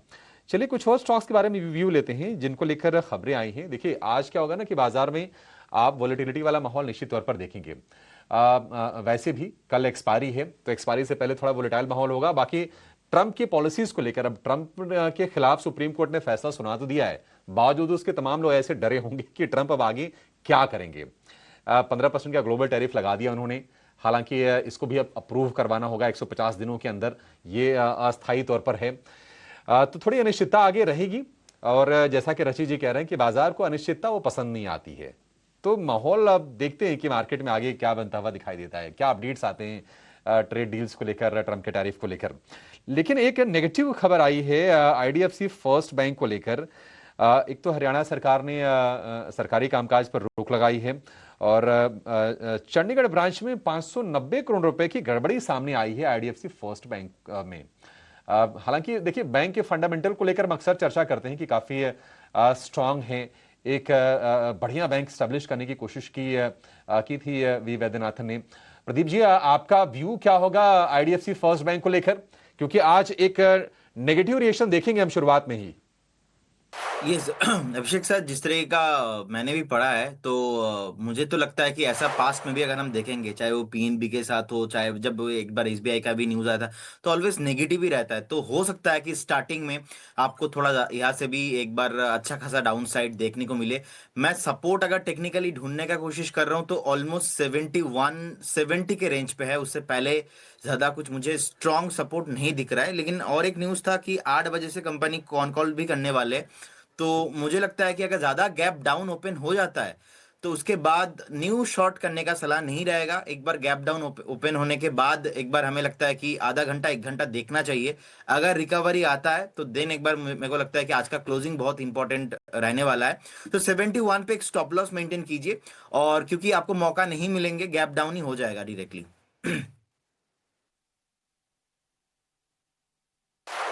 आईडीएफसी फर्स्ट बैंक को लेकर ये व्यू है। एक अच्छी खबर आई है गोदरेज प्रॉपर्टीज को लेकर, और हमने देखा है कि लगातार पिटाई के बाद लोअर लेवल से स्ट्रेंथ तो आई थी गोदरेज प्रॉपर्टीज में। अब ठाणे में 18 एकड़ कंपनी जमीन डेवलप करेगी, जिससे कि पोटेंशियल जो रेवेन्यू उनको हो सकती है वो है 7,500 करोड़ रुपए की। ठीक ठाक क्लोजिंग हुई थी, हमने देखा था शुक्रवार को गोदरेज प्रॉपर्टीज में। राय आपकी इसको लेकर अंशुल जी, गोदरेज प्रॉपर्टीज क्या करें? सर, गोदरेज प्रॉपर्टी में लगभग 3 हफ्ते से बाउंस बैक आ रहा है, और मेजर सपोर्ट जोन 1478 से बाउंस बैक है, जो 20 वीक मूविंग एवरेज 1934 तक आराम से जाना चाहिए। तो अच्छी न्यूज है, तो प्रोबेबली हम ऊपर ही खुलेंगे। बट अगर मिडवे कहीं भी कोई भी डिप मिल जाती है 1770 के आसपास भी, तो भी एक बाइंग अपॉर्चुनिटी होगी, या ब्रेकआउट बन जाता है 1845 के ऊपर, तो भी एक बाइंग अपॉर्चुनिटी होगी। दोनों केस में 20 वीक मूविंग एवरेज 1938 ये आपका पहला टारगेट होना चाहिए। ऑलराइट, तो 1938 ये आपका पहला टारगेट होना चाहिए गोदरेज प्रॉपर्टीज। एक पॉजिटिव न्यूज़ फ्लो इस पर्टिकुलर काउंटर के लिए, आज इस पर ज़रूर नज़र रहेगी। बट एक और काउंटर जहां पर आज फोकस रहेगा वो है एयू स्मॉल फाइनेंस बैंक, क्योंकि जिस खबर का जिक्र अभिषेक कर रहे थे आईडीएफसी फर्स्ट बैंक, वहां पर ऑलमोस्ट सेम खबर एयू स्मॉल फाइनेंस बैंक के लिए भी आती हुई कि यहाँ पर भी कुछ गड़बड़ियाँ जो हैं हरियाणा सरकार ने फ्लैग ऑफ की हैं, और आने वाले कोई भी प्रोजेक्ट या फिर अकाउंट के लिए एयू स्मॉल फाइनेंस बैंक को फिलहाल डी बार कर दिया है। हालांकि बैंक की तरफ से क्लैरिफिकेशन भी आया है। उनका ये कहना है कि जो गवर्नमेंट के डिपॉजिट्स हैं हरियाणा सरकार के, वो ऑलरेडी जो है वो काफ़ी कम हो चुके थे बीते कुछ सालों में, और उनके टोटल डिपॉजिट्स में से सिर्फ 0.4% ही जो है हरियाणा सरकार से आते हैं। पर ये पूरी खबर काफ़ी नेगेटिव ज़रूर बताई जा रही है। एक बार रचित, आपका view AU small finance bank में बड़ी नेगेटिव खबर है, बट किस तरीके से आप देख रहे हैं स्टॉक को चार्ट्स पे? मैम मॉर्निंग, जिस तरीके से खबर आई है और जो बैंक की तरफ से क्लैरिफिकेशन आ गया है, बहुत ज्यादा कोई नेगेटिव रिएक्शन नहीं देखने को नहीं लगता। मेरी समझ से एक हल्का सा टेपेड मूवमेंट होगा, और बैंक निफ्टी में भी हम जिस तरीके से पोजीशन देख रहे हैं, जब वो प्रॉफिट टेकिंग भी आ जाती है तो 980 लेवल्स पे कहीं ना कहीं इसको सपोर्ट लेना चाहिए, और वहां से फिर एक सपोर्ट अपना एस्टैब्लिश करके ही वापस अपना नॉर्मल रन अप चालू कर देगा। कोई ऐसी नेगेटिविटी बहुत ज्यादा नहीं लग रही है, और वहां पे अगर सपोर्ट लेके बाउंस बैक करता है तो हो सकता है आपको नए हाईस की तरफ भी जाता हुआ दिखे, 1045 1050 तक भी आए इन टाइम टू कम, तो कोई आश्चर्य की बात नहीं होगी। ऑलराइट, तो चलिए, एयू स्मॉल फाइनेंस बैंक 980 एक इम्पॉर्टेंट लेवल होगा देखने के लिए। बट जी हाँ, जिस तरीके से खबर आई है, आज एक बड़ा मूव दोनों ही काउंटर्स में आते हुए ज़रूर दिख सकता है। एक और काउंटर जो कि आज खबरों के लिहाज से फोकस में रहेगा वो है यूपीएल, जहाँ पर 3 स्टेज ग्रुप रीस्ट्रक्चरिंग जो है कंपनी ने अनाउंस की है। अब ऐसे में इंडिया और ग्लोबल क्रॉप बिजनेस को मर्ज करके वो यूपीएल ग्लोबल बनाएंगे, और उसी एंटिटी को जून 2027 तक कहीं ना कहीं लिस्ट करेंगे। अब ये वैल्यू अनलॉकिंग कहीं ना कहीं कंपनी कर रही है, बट ब्रोकरेजेस इसको बहुत अच्छा नहीं मान रहे, क्योंकि उनका कहना है कि जो डेट से रिलेटेड कंसर्न्स हैं वो कहीं ना कहीं रहेंगे यूपीएल में। और नोवामा ने तो देखिए रेटिंग डाउनग्रेड करके अब होल्ड की कर दी है, और लक्ष्य 816 के कर दिए हैं। एक बार अंशुल, आपका व्यू यूपीएल पे, क्या यहाँ से गिरावट हावी हो सकती है काउंटर पे? क्या चार्ट्स ऐसे इंडिकेशन दे रहे हैं? देखिए, चार्ट्स में ऑलरेडी बहुत लंबे अंडर परफॉर्मेंस के बाद मंथली चार्ट पे 55 महीने का कपनाडल पैटर्न बना के ब्रेकआउट दिया है। बिफोर लास्ट मंथ जनवरी में ब्रेकआउट फेल करने की कोशिश भी हुई है, बट फरवरी में उसको रिक्लेम कर रहा है। तो जब तक स्टॉक 750 755 की जोन होल्ड कर रहा है, इसके ऊपर टिका रहता है। अब मान के चल सकते हैं कि ये तेजी कंटिन्यू रहेगी 900 सवा 900 तक के टारगेट के लिए। लेकिन अगर इस खराब न्यूज को मार्केट रिएक्ट करता है और 700 रुपए के नीचे किसी भी तरह की क्लोजिंग वीकली बेसिस पे आ जाती है, तो फिर ये पैटर्न भी फेल होगा और जो नेगेटिव न्यूज है वो और ज्यादा हावी होते हुए दिखेगी। फिर आपके लिए एक डाउन साइड खुल जाएगा 590 रुपए तक के लिए। तो जब तक 950 की जोन होल्ड हो रही है, I would like to be bullish और 900 का टारगेट रखूंगा। बिल्कुल, तो 900 का टारगेट रखेंगे। अभी बुलिश नजरिया जो है वो अंशुल जी का यूपीएल के ऊपर। अच्छा, एक ना मॉर्गन स्टैनली की रिपोर्ट आई जिसमें उन्होंने कवरेज इनिशिएट की है ओवरवेट की रेटिंग के साथ सोलर इंडस्ट्रीज के ऊपर। देखिए, टारगेट जो है वो 16,151 का इन्होंने दिया है और अभी के जो प्राइसेस आप देखेंगे ना तो 13,200-300 के आसपास के प्राइसेस आपको दिखेंगे सोलर इंडस्ट्रीज के। देखिए 13,300 के आसपास के। अब मॉर्गन स्टैनली की जो रेटिंग है वो ओवरवेट की है, टारगेट भी काफ़ी ऊपर के हैं। एक राय जरा हम प्रदीप जी से लेते हैं कि प्रदीप जी कितने सहमत हैं और उनके टारगेट्स क्या बनते हैं सोलर इंडस्ट्रीज के ऊपर, क्या करना चाहिए? प्रदीप जी बताइए। विकास जी देखिए, मुझे लगता है कि बने रहना चाहिए अगर किसी के पास है तो। ऑलरेडी हमने नीचे मतलब देखा था, टॉप से ऑलमोस्ट 30% करेक्शन हो गया था, तो स्टॉक ऑलरेडी नीचे से भी जिस तरीके का सपोर्ट लगाया है अभी ऑलमोस्ट 10-12% के आसपास का एक रिकवरी आया है। तो कंसोलिडेशन रेंज पे है, अभी भी फुल ब्रेकआउट नहीं आया है, फेयर वैल्यूएशंस पे है। मुझे लगता है कि अगर 13,200 13,300 के आसपास का एक बहुत ही अच्छा प्राइस है, यहाँ पे हमको ऑलमोस्ट 12,850 के आसपास का एक स्टॉप लॉस मेंटेन करना चाहिए।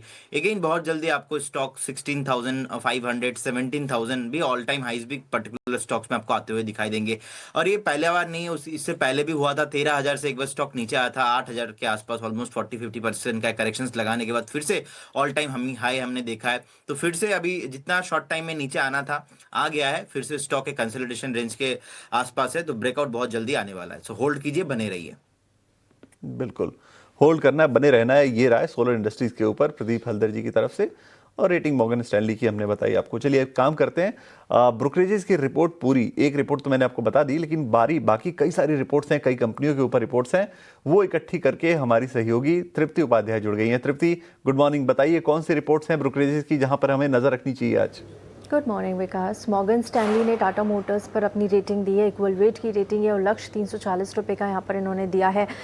जो टाटा पंच EV 2026 फेस लिफ्ट यहाँ पर लॉन्च किए, फास्ट चार्जिंग से सिर्फ 26 मिनट में 20 से 80% तक चार्ज हो जाएगी और एंट्री सेगमेंट में पहली बार लाइफ टाइम बैटरी की वारंटी यहाँ पर दी है। भारत में 65% पैसेंजर व्हीकल बिक्री 12 लाख से कम सेगमेंट में है और EV पैट पर अब यहाँ पर कंपनी फोकस करने वाली है। 2026 में टाटा की PV वॉल्यूम मजबूत रहने की उम्मीद है। इसके अलावा बैटरी और कच्चे माल की कीमतों में एक बड़ा जोखिम यहाँ अभी भी बरकरार है। आगे बढ़ते हैं और अब नोवामा की बात करते हैं। TVS मोटर पर इन्होंने अपनी बाई की रेटिंग दी है, लक्ष्य 4,300 रुपये का दिया है। सेगमेंट में इनकी मजबूती अच्छी दिख रही है और साथ ही नए लॉन्च से घरेलू बाजार बेहतर होने की उम्मीद है। अगले 3 सालों में कई प्रीमियम मॉडल कंपनी लॉन्च करेगी और जिससे कि ग्लोबल प्रीमियम पोजीशन कंपनी की यहाँ से मजबूत होने वाली है। 90+ देशों में एक्सपेंशन के साथ एक्सपोर्ट्स घरेलू बाजार में तेजी रहने की उम्मीद है। जी विकास। बिल्कुल, तो ये तमाम ब्रोकरेजेस की रिपोर्ट्स हैं जो तृप्ति ने आपके सामने रखी। चलिए अब एक काम करते हैं, हमारे मेहमानों में एक और खास मेहमान जुड़ गए हैं। गौरांग शाह, जियोजित इन्वेस्टमेंट्स हमारे साथ जुड़ गए हैं। गौरांग सर, बहुत स्वागत है आपका 18 आवर्स स्वदेश पर। Good morning. ट्रंप के टैरिफ के बाद अब जो कन्फ्यूजन है वो सबसे ज़्यादा जो टेक्सटाइल सेक्टर है, जेम्स एंड ज्वेलरी सेक्टर है, फार्मा सेक्टर है, उनको लेकर है। अब इन सेक्टर्स पे जो एक्सपोर्ट ओरिएंटेड सेक्टर हैं जिनका यूएस में बिजनेस है, उन पर आपका क्या नज़रिया है? इनके लिए तो वैसे पॉजिटिव देखना चाहिए या फिर कन्फ्यूजन की स्थिति अभी भी है इनके लिए? बहुत बहुत धन्यवाद विकास जी, आपका इस मंच पर आमंत्रित करने के लिए। 18 आवर्स स्वदेश के दर्शकों को, आप सभी को सादर प्रणाम और शुभ प्रभात हमारे तरफ से। देखिए, वो जो एक व्यक्ति है जिनका नाम डोनाल्ड ट्रंप है, जो कि दुर्भाग्यपूर्ण अमेरिका के राष्ट्रपति हैं। ये पहले तो एक डिस्क्लोजर दे देता हूं कि जो भी निवेश लायक रणनीति आपके समक्ष इस कार्यक्रम में आज प्रातःकाल रखूंगा, ये बुनियादी दर के आधार पर लंबी अवधि के लिए है। इसमें हमारी कंपनी जियोजित अथवा मेरा किसी भी प्रकार का व्यक्तिगत निवेश नहीं है, ना ही किसी प्रकार का वित्तीय लाभ मिलता है, ना ही किसी प्रकार का कॉन्फ्लिक्ट ऑफ इंटरेस्ट। लेकिन इस स्तर पर राय हमारे क्लाइंट्स को देते हैं, संभव है कि उनका निवेश हो। तो वो जो राष्ट्रपति बन के बैठे अमेरिका में, अब अमेरिका के सर्वोच्च न्यायालय ने बहुमत से इन्होंने जो टैरिफ लगाई थी उसको खारिज कर दिया है। उसके बाद भी वो प्रश्न चिन्ह उठा रहे हैं उन्हीं जजों पर जिन्होंने ये आदेश जो है वो जारी किया। उसके बाद परसों 10% अतिरिक्त तारीफ और कल 15% की अतिरिक्त तारीफ। देखिए विकास जी, एक निर्णय या फिर एक मत या फिर एक ओपिनियन हम जब बना सकते हैं जब जो सिलसिला है वो थम जाए और उसके आगे कोई बड़ा परिवर्तन हो। अब आज सुबह या आज शाम को या कल सुबह उठ के उनके दिमाग में क्या आएगा और वो क्या करेंगे, उसके ऊपर किसी भी तरीके से हम आकलन नहीं लगा सकते। तो ऐसी परिस्थिति, और मैं तो अभी भी कंफ्यूज हूं कि भाई भारत पर और बाकी अन्य देशों पर अब आखिरकार कितनी टैरिफ है। और एक बात, जो देशों ने अमेरिका के साथ ट्रेड डील किया है उसकी क्या परिस्थिति है।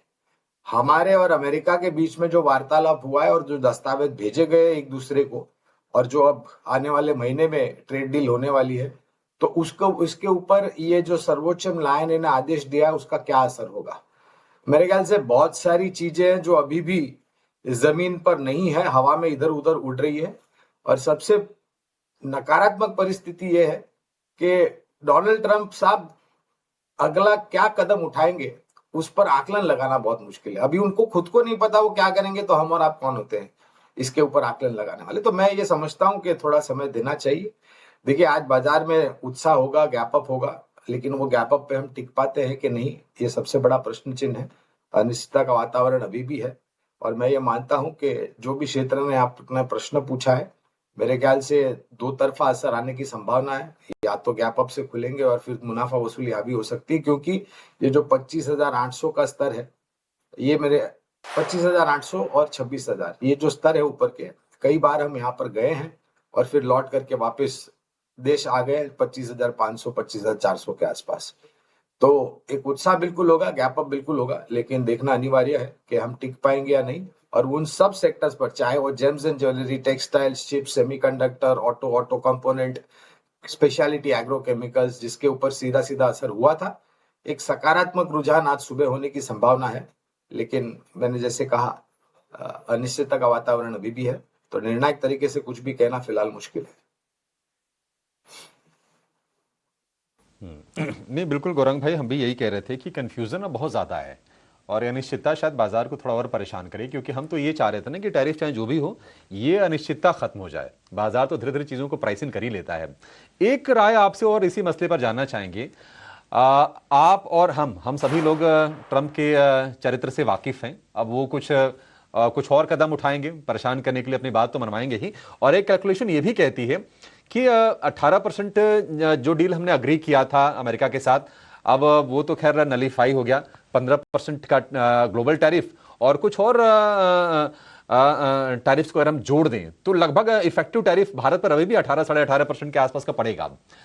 तो आपके हिसाब से जो निवेशक हैं ये ऑटो एंसेसरी स्टॉक्स के, टेक्सटाइल कंपनीज के, क्या अपने एक्सपोजर को कम कर लेना सही रहेगा इन सेक्टर्स में?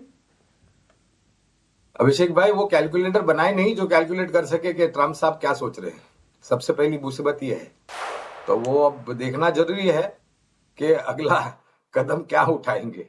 लेकिन मैं एक बात कहूंगा अभिषेक जी, कि हम सिर्फ एक देश के साथ एक करार की बात कर रहे हैं। हम ये भूल रहे हैं कि भारत ने कम से कम 8 या 9 देशों के साथ, विकसित देशों के साथ और विकास होते हुए देशों के साथ FTA साइन किए हैं, जिसका सकारात्मक असर जो है वो इन सब क्षेत्रों पर पड़ेगा। ऐसा नहीं है कि भारत सिर्फ टेक्सटाइल मात्र यूएस को एक्सपोर्ट करता है, या ऑटो कंपोनेंट मात्र सिर्फ यूएस को एक्सपोर्ट करता है, या फिर चिप, सेमीकंडक्टर, पीसीबीज मात्र सिर्फ। अब अमेरिका को छोड़ करके भाई और भी देश है इस विश्व भर में जहां पर हमारा ये जो करार किया है हमने, उसका सकारात्मक असर पड़ेगा।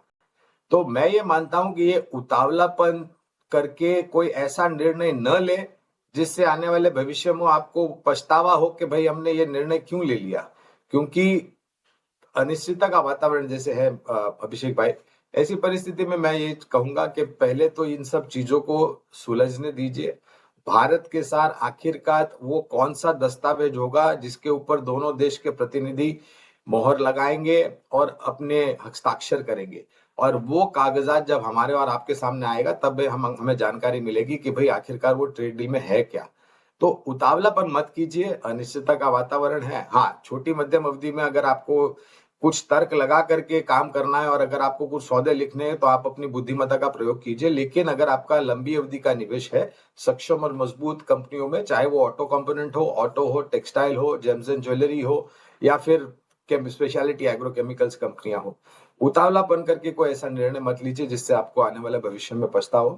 समय देना अनिवार्य होगा, थोड़ा धैर्य रखना होगा अभिषेक भाई।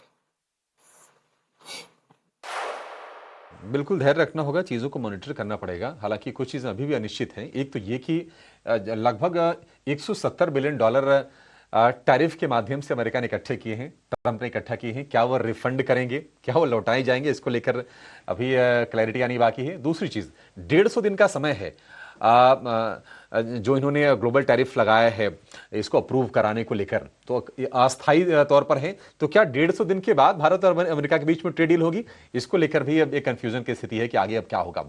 ठीक है, देखते हैं कि आगे बाजार में कई सारी चीजों को साफ करता जाता है, क्लियर कर देगा। आज जब बाजार खुलेगा कई सारे स्टॉक्स में रिएक्शन आएगा तो क्लैरिटी आती भी जाएगी।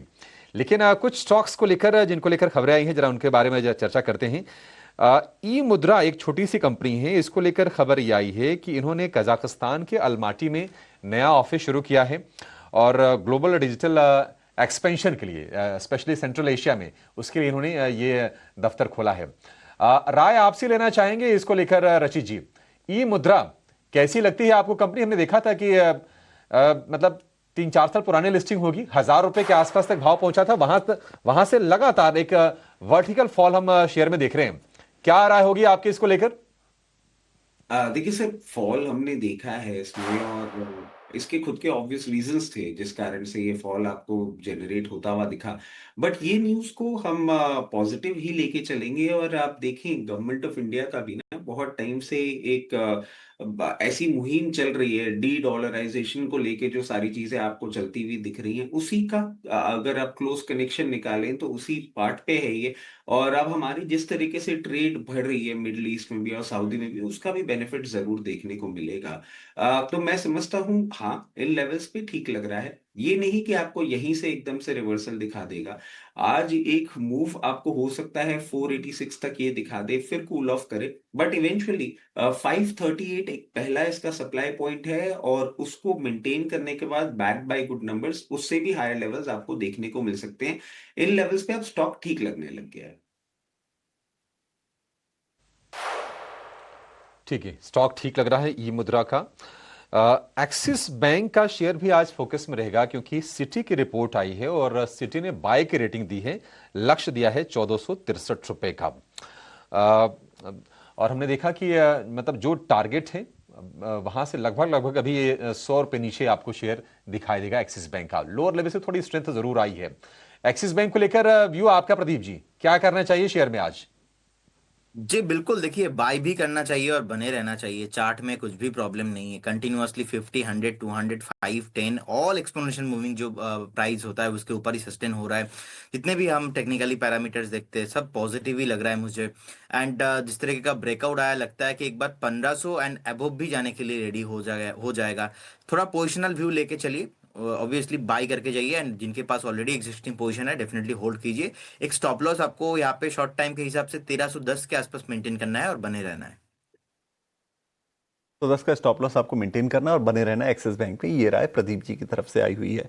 चलिए एक और कंपनी जिसको लेकर खबर आई है, रेलटेल और अशोका बिल्डकॉन को एक कंबाइंड ऑर्डर मिला है महाराष्ट्र गवर्नमेंट की तरफ से और 5 साल का कॉन्ट्रैक्ट है ये। 1136 करोड़ का ऑर्डर है ये टोटल। क्या राय बनेगी इसके ऊपर पूछते हैं जरा अंशुल जी से। अंशुल जी, रेलटेल और अशोका बिल्डकॉन इन दोनों में कहीं कुछ मौके बनते हैं क्या? सर, अशोका बिल्डकॉन 4000 करोड़ की कंपनी है और पिछले 30 हफ्ते में लगभग 40% करेक्ट हुई है।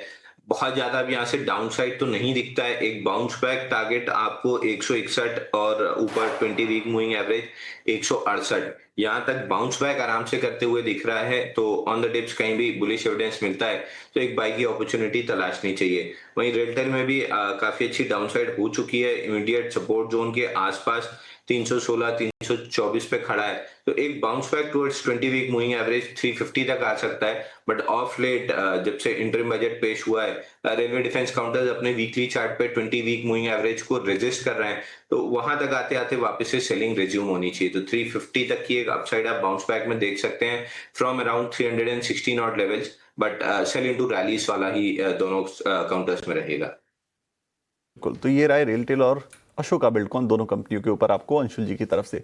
चलिए यहाँ एक छोटे से ब्रेक के लिए हम रुकेंगे। ब्रेक से जब वापस लौटेंगे तो आपके लिए लेकर आएंगे कुछ और खबरों वाले, एक्शन वाले शेयर और साथ में मार्केट की प्री ओपनिंग भी।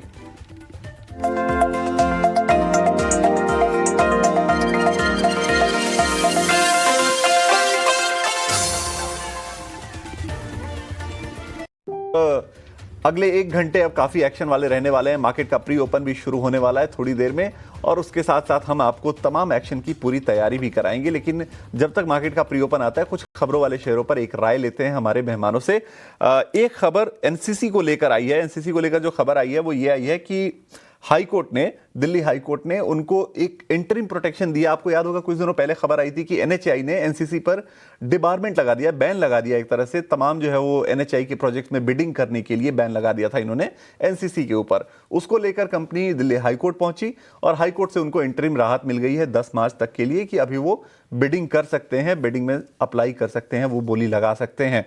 पॉजिटिव खबर है कंपनी के लिए। एक राय इसके ऊपर लेते हैं रचित जी से। माफ कीजिएगा, रचित जी हमारे साथ है नहीं, प्रदीप जी से एक राय लेते हैं। प्रदीप बताइए जरा एनसीसी को लेकर क्या।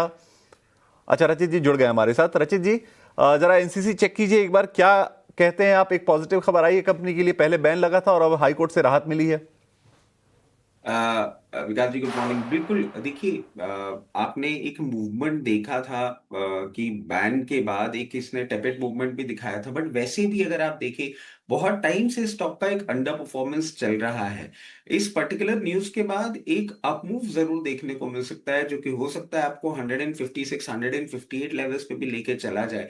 बट क्या ये सस्टेनेबल होगा, अभी कहना बहुत मुश्किल होगा। और मैं समझता हूं अभी आपको इसको थोड़ा सा टाइम देना होगा, इस न्यूज को भी थोड़ा सा ब्रू होने दें, थोड़ा डेवलप होने दें, और बाय द टाइम एक क्लैरिटी इस न्यूज की तरफ से आती है और ये 164 के ऊपर सस्टेन करना चालू करेगा, उसके बाद आपको एक डायरेक्शनल चेंज, एक बुलिश मूव चालू होता हुआ दिखेगा। अभी इस न्यूज के चलते क्या हाथ के हाथ एक पोजीशन बना लीजिए? नहीं, थोड़ा सा टाइम देना चाहिए और समझना चाहिए कि आगे सिचुएशन किस तरीके से डेवलप होती है।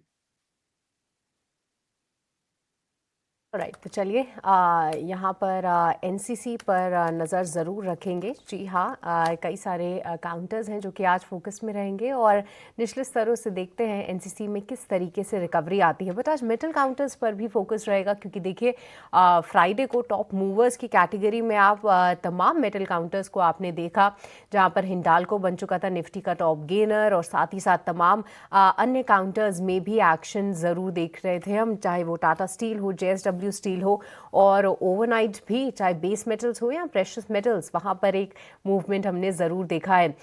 एक बार अंशुल, मेटल पैक में से कोई स्टॉक जो कि आपको पसंद आ रहा हो, और ख़ास तौर से हिंडाल्को और नाल्को पर भी अपना व्यू दीजिएगा, इन दोनों में से बेहतर मौके कहाँ तलाशे? देखिए, नेशनल एल्यूमिनियम में नॉन स्टॉप रैली रही है और एटीआर एक्सटेंशन के बाद से करेक्शन भी रहा है। 50 डे मूविंग एवरेज पे खड़ा हुआ है, यहाँ से एक बाउंस बैक आपको ऊपर गैप फिल करने के लिए 361 तक मिल सकता है, तो 20 से 22 रुपए की अपसाइड आपको यहाँ मिल जाएगी।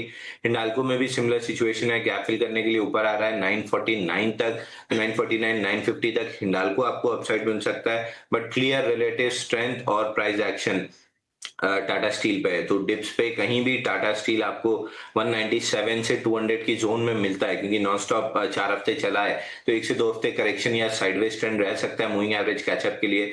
अगर डिप मिले 197 200 तक तो भी एक बाइंग अपॉर्चुनिटी है। अगर 4-6 हफ्ते साइडवेज रह जाता है, मूविंग एवरेज कैचअप करता है, तो भी एक बाइंग अपॉर्चुनिटी है। 224 240 के टारगेट अभी भी खुले हुए हैं और रिलेटिव स्ट्रेंथ इसी में है, तो biggest winner of the metal rally next time में, मतलब अब जो रैली यहाँ से डेवलप होगी उसमें टाटा स्टील होना चाहिए। तो जी हाँ, टाटा स्टील कई समय से जो है अंशुल इस पे अपना पॉजिटिव नज़रिया बना रहे थे। देखते हैं इन तमाम काउंटर्स को, आज के सत्र में भी इन पर फोकस ज़रूर रहेगा, पर अदानी पोर्ट्स को लेकर भी जो है एक पॉजिटिव खबर ज़रूर आई है। और आज देखिए प्री ओपन में लगभग 2% की तेज़ी के साथ फिलहाल कारोबार और साथ ही साथ शुरुआत करने की फिलहाल ये तैयारी कर रहा है। एक बार प्रदीप क्विकली अदानी पोर्ट्स पे भी अपना व्यू दे दीजिए, कैसे देख रहे हैं आप इसको चार्ट्स पे? देखिए, इंटर अदानी ग्रुप में से अदानी पोर्ट बहुत ही प्रोमिनेंट स्टॉक है। इनफैक्ट अगर हम देखेंगे रिसेंटली टॉप बना के थोड़ा बहुत नीचे आया था, तो जिस तरीके का अभी प्राइस को रजिस्टर्ड कर रहा है 1525 के ऊपर, मुझे लगता है कि बने रहना चाहिए। बहुत जल्दी हमें यहाँ पे ऑल टाइम हाईस एंड कंटिन्यूअसली एक अप ट्रेंड आते हुए दिखाई देंगे। अगर किसी का शॉर्ट टू मीडियम टर्म का व्यू है, मुझे लगता है कि 1650 1700 तक भी प्राइस आपको मिलेंगे बहुत ही शॉर्ट टाइम में। एक स्टॉप लॉस आप यहाँ पे 1485 में मेंटेन कीजिए और बिल्कुल होल्ड करके जाइए।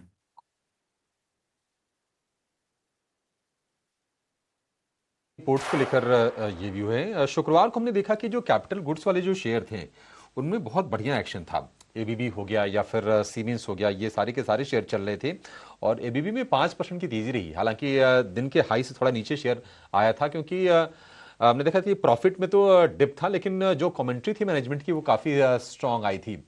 आपसे राय जानना चाहेंगे इस पर गौरांग सर, ये जो कैपिटल गुड्स वाली कंपनीज है सर, क्या आपको लगता है कि इस साल बढ़िया कमाई करा के दे सकती हैं? और आपका फेवरेट स्टॉक कौन सा है सर इसमें? तो देखिए अभिषेक भाई, जो एक बात काफी समय से रुकी हुई थी वो है क्षमता विस्तार निजी कंपनियों। और ये जो हमने 8 या 9 देशों के साथ एफटीए साइन किए, उसके आधार पर इन सब कंपनियों को मेरे ख्याल से आने भविष्य में इनकी जो उत्पादन क्षमता है ये बढ़ानी पड़ेगी। और ये इसलिए होगा क्योंकि जो बाकी अन्य क्षेत्र है वहाँ पर क्षमता विस्तार होगा, क्योंकि आपको और उत्पादन क्षमता बढ़ानी पड़ेगी अगर आपको एक्सपोर्ट्स को लेकर के आगे बढ़ना है। तो एलएनटी, एबीबी, सीमेंस, थर्मैक्स, वाटेक, वबैग, केसी इंटरनेशनल, ये कुछ कंपनियां हैं जहां पर खरीदारी की राय है।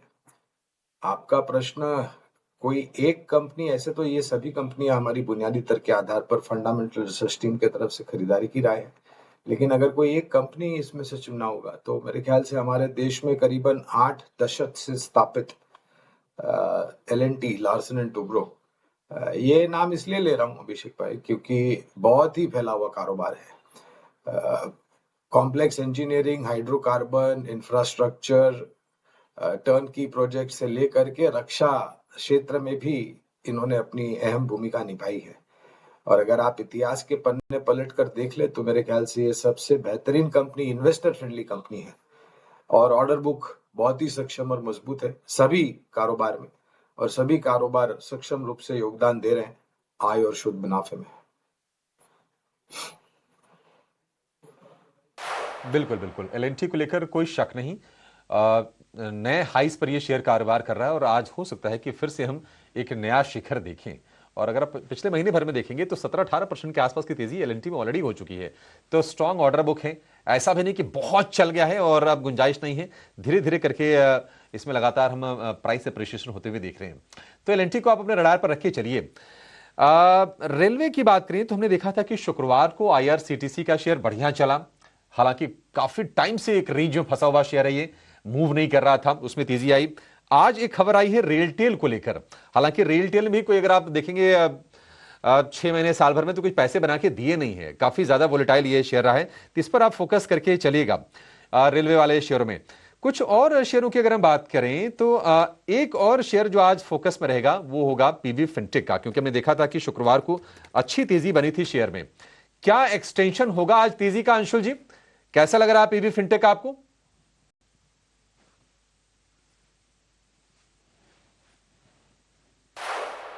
अंशुल जी अनम्यूट कीजिए। Sorry sir. देखिए दो महीने में लगभग 27% गिरा है और अब बाउंस बैक करने की कोशिश कर रहा है। बड़े वॉल्यूम के साथ 5 फरवरी को चला था, हाई 1583, लो 1412 था, उसके अंदर इनसाइड बार बन रही है। तो अब प्रोबेबली इनसाइड बार में जो मदर बार है उसके हाई तक अप्रोच करेगा 1583। ब्रेकआउट आएगा नहीं, ये वहां पहुंचने के बाद पता चलेगा, बट मदर बार की हाई 1583 यहां तक तो स्टॉक मोस्ट लाइकली अप्रोच करेगा, क्योंकि फ्राइडे भी 2x of 50 day average volume था, तो 1583 जाते हुए दिख रहा है। लॉन्ग करना है तो आपको वेट करना चाहिए 1520 के ब्रेकआउट का, उसके बाद स्टॉप लॉस बनेगा 1485 और टारगेट रहेगा 1583। अच्छा लॉन्ग साइड का ट्रेड बन रहा है, बट 1520 के ब्रेकआउट के बाद लॉन्ग करना चाहिए। थोड़े से लेवल्स यहाँ पर आ जाने चाहिए। 1580 का एक ब्रेकआउट दिखाए, उसके बाद एक लॉन्ग करने की सलाह फिलहाल आती हुई पीबी फिनटेक पे इस काउंटर पर नज़र ज़रूर रखेंगे। बट आज कहीं ना कहीं फार्मा काउंटर्स पर भी नज़र ज़रूर रहेगी। प्रदीप जी, फार्मा पैक में से कोई स्टॉक जो कि फ़िलहाल आपको पसंद आ रहा हो, और ख़ास तौर से डिवीज़ और लॉरिस लैब पर भी अपना व्यू दीजिए, कैसे देख रहे हैं आप इनको चार्ट्स पे? देखिए, लुपिन मुझे बहुत ही बढ़िया लग रहा है, एंड कहीं ना कहीं लुपिन का चार्ट अगर हम देखेंगे रिसेंटली कंटिन्यूअसली एक अप ट्रेंड को मेंटेन कर रहा है। जब से ये 2000 के ऊपर सस्टेन हुआ है, बहुत ही स्ट्रॉन्ग एक अप ट्रेंड के साथ कंटिन्यूअसली ऊपर आ रहा है।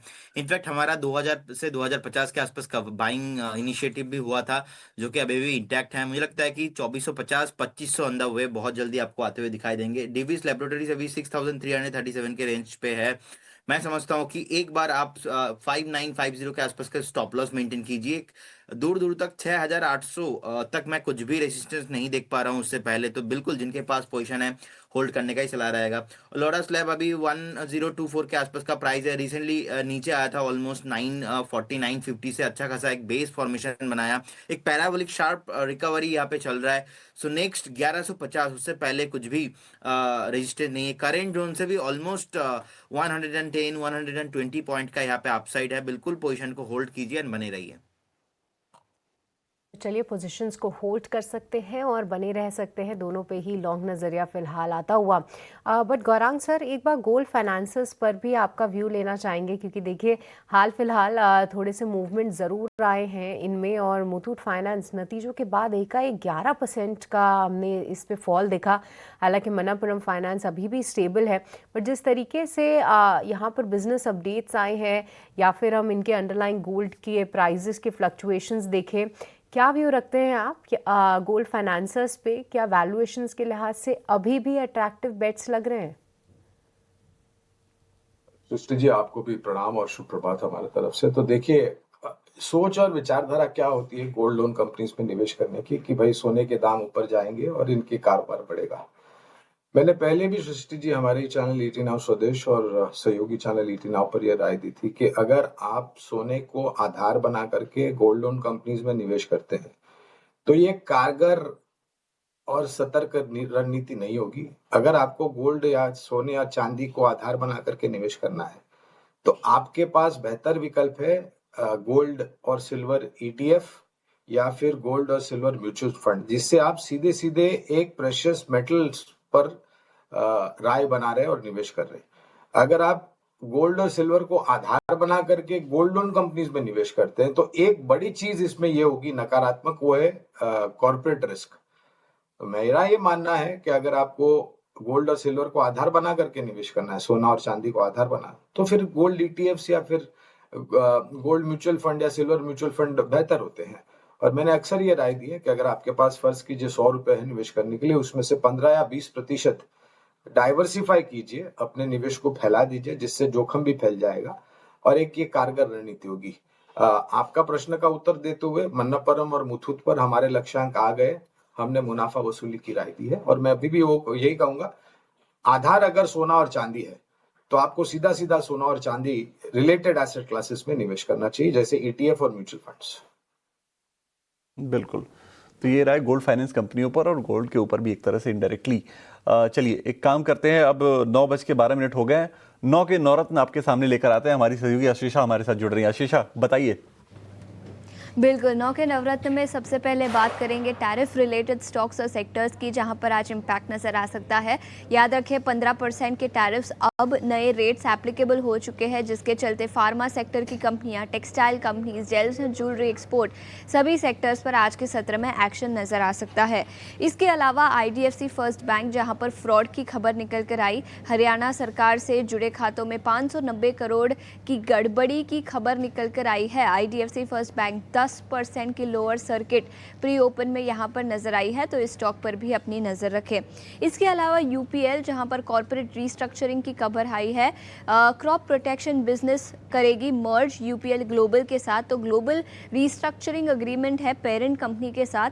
हालांकि स्टॉक 5% की गिरावट के साथ लोअर सर्किट में लॉक हुआ। अभी बात करेंगे गोदरेज प्रॉपर्टीज़ की, जहां पर 18 एकड़ की ज़मीन खरीदी है कंपनी ने। 7,500 करोड़ का रेवेन्यू पोटेंशियल होगा इस पर्टिकुलर प्रॉपर्टी का, तो गोदरेज प्रॉपर्टीज इस स्टॉक पर भी अपनी नज़र रखे।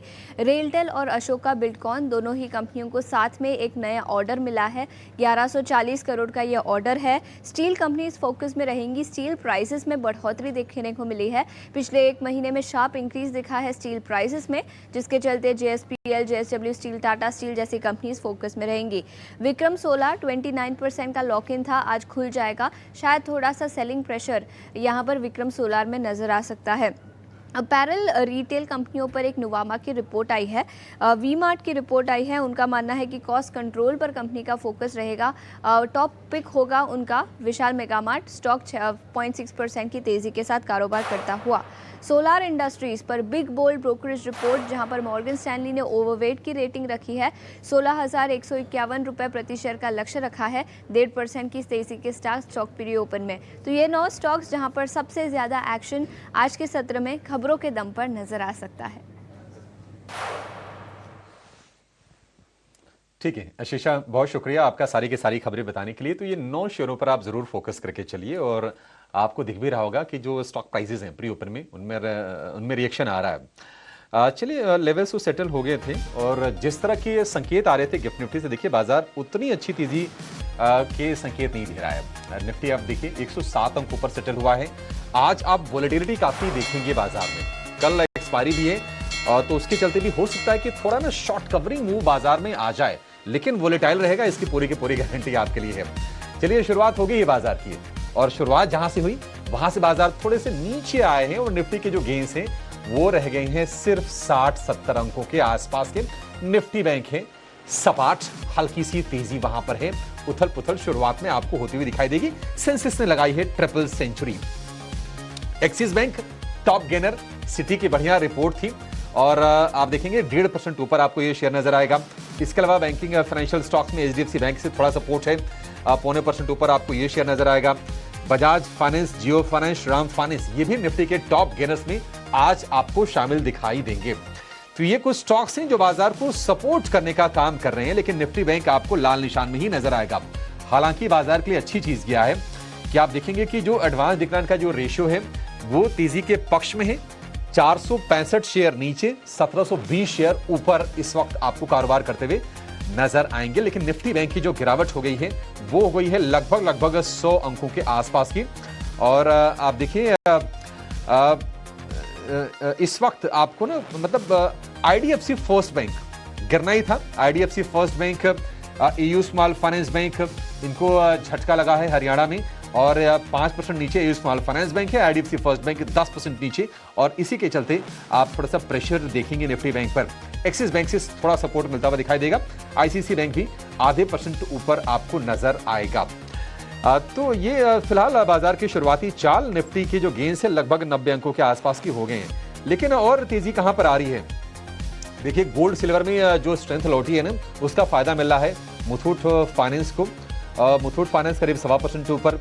कैपिटल गुड स्टॉक्स में बाइंग हो रही है। सीमेंस, कमिंस आज भी आपको ऊपर नजर आएंगे। 1.25% के आसपास की तेजी इन शेयरों में है। मेटल रिलेटेड जो स्टॉक्स हैं, वेदांता में करीब 1.25% के आसपास की तेजी। गोल्ड सिल्वर में बाइंग से MCX का में भी मूड थोड़ा अच्छा है, 1% ऊपर आपको ये शेयर नजर आएगा। तो ये कुछ स्टॉक्स हैं। लेकिन जो UPL ने जो बिजनेस का रीऑर्गेनाइजेशन करने का जो फैसला लिया है, 7% नीचे ये शेयर आपको नजर आएगा। वायदा में IDFC फर्स्ट बैंक के बाद दूसरा सबसे ज्यादा गिरने वाला ये शेयर है।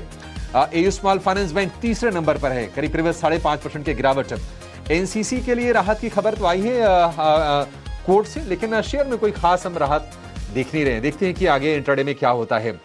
अगर हम बाजार के सेक्टोरल मूव की बात करें तो आप देखेंगे कि आज जहां से सपोर्ट है, मेटल, फाइनेंशियल सर्विसेज, सरकारी बैंक, ये कुछ खेमे हैं जहां से सपोर्ट है। ऑटो में भी आज के सत्र में आपको बाइंग दिखाई देगी। लेकिन जहां से प्रेशर है, आप देखेंगे कि आईटी रिकवर नहीं कर रहा है। निफ्टी बैंक से भी कोई खास सपोर्ट नहीं है। ऑयल एंड गैस भी आपको इस वक्त सपाट कारोबार करता हुआ नजर आएगा।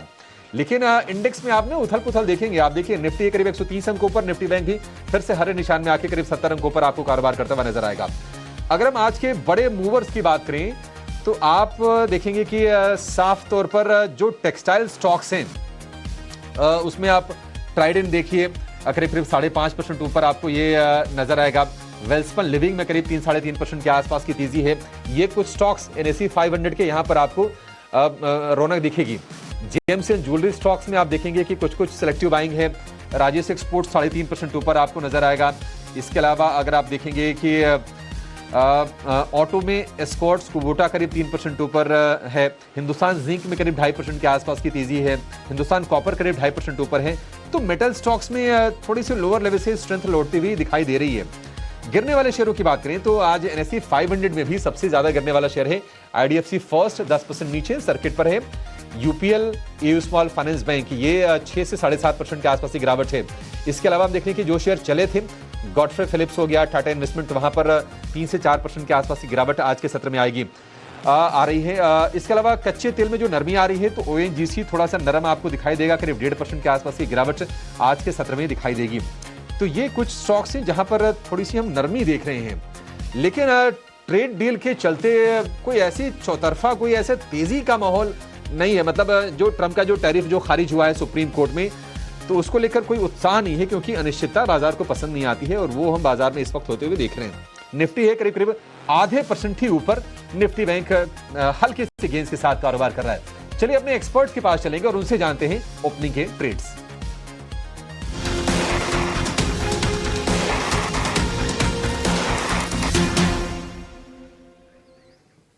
चलिए तो ओपनिंग ट्रेड की शुरुआत करते हैं सबसे पहले अंशुल जैन जी से। अंशुल जी बताइए क्या ट्रेड्स आपने आइडेंटिफाई किए मार्केट ओपन होते ही?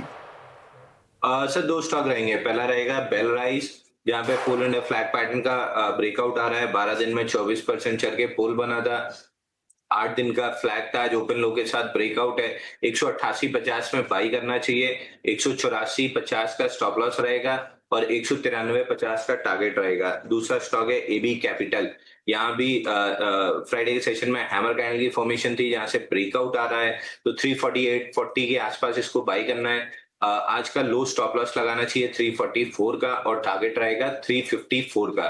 तो AB कैपिटल और बेल राइस 2 बाई रहेंगे। तो 2 स्टॉक्स हैं। पहला बेल राइस, रीसेंट लिस्टिंग है, बहुत पुरानी नहीं है, 1 साल के आसपास की लिस्टिंग हुई होगी। 184.50 रुपए का आपको स्टॉप लॉस लगाना है। टारगेट आपको रखना है 193.50 रुपए का बेल राइस के ऊपर। आपकी स्क्रीन पर ये लिख कर आ जाएगा। AB कैपिटल दूसरा जो है वो 344 का आपको स्टॉप लॉस लगाना है। 354 का आपको रखना है टारगेट AB कैपिटल यानी आदित्य बिरला कैपिटल के ऊपर। चलिए ये दोनों नंबर्स आपकी स्क्रीन पर लिख कर आ जाएंगे, आप उसे नोट कर लीजिएगा। तब तक हम चलते हैं प्रदीप हल्दर जी के पास। प्रदीप जी, क्या ओपनिंग ट्रेड्स आपने आइडेंटिफाई किए हैं? हाय, देखिए मैंने जो कंपनी चूज किया है, स्टॉक रहेगा PCBL केमिकल लिमिटेड। 320 के रेंज पे चल रहा है। मुझे लगता है कि करेंट जोन से आपको बाय करना चाहिए। 328 और 335 का रहेगा सेकंड टारगेट। एक स्टॉप लॉस आपको 307 के आसपास मेंटेन करके जाना चाहिए। ठीक है, PCBL Phillips Carbon Black Limited ये कंपनी है आपकी स्क्रीन पर 323 के आसपास चल रही है। आपको 328 और 335 के 2 टारगेट आपको रखने हैं और 307 का आपको लगाना है स्टॉप लॉस।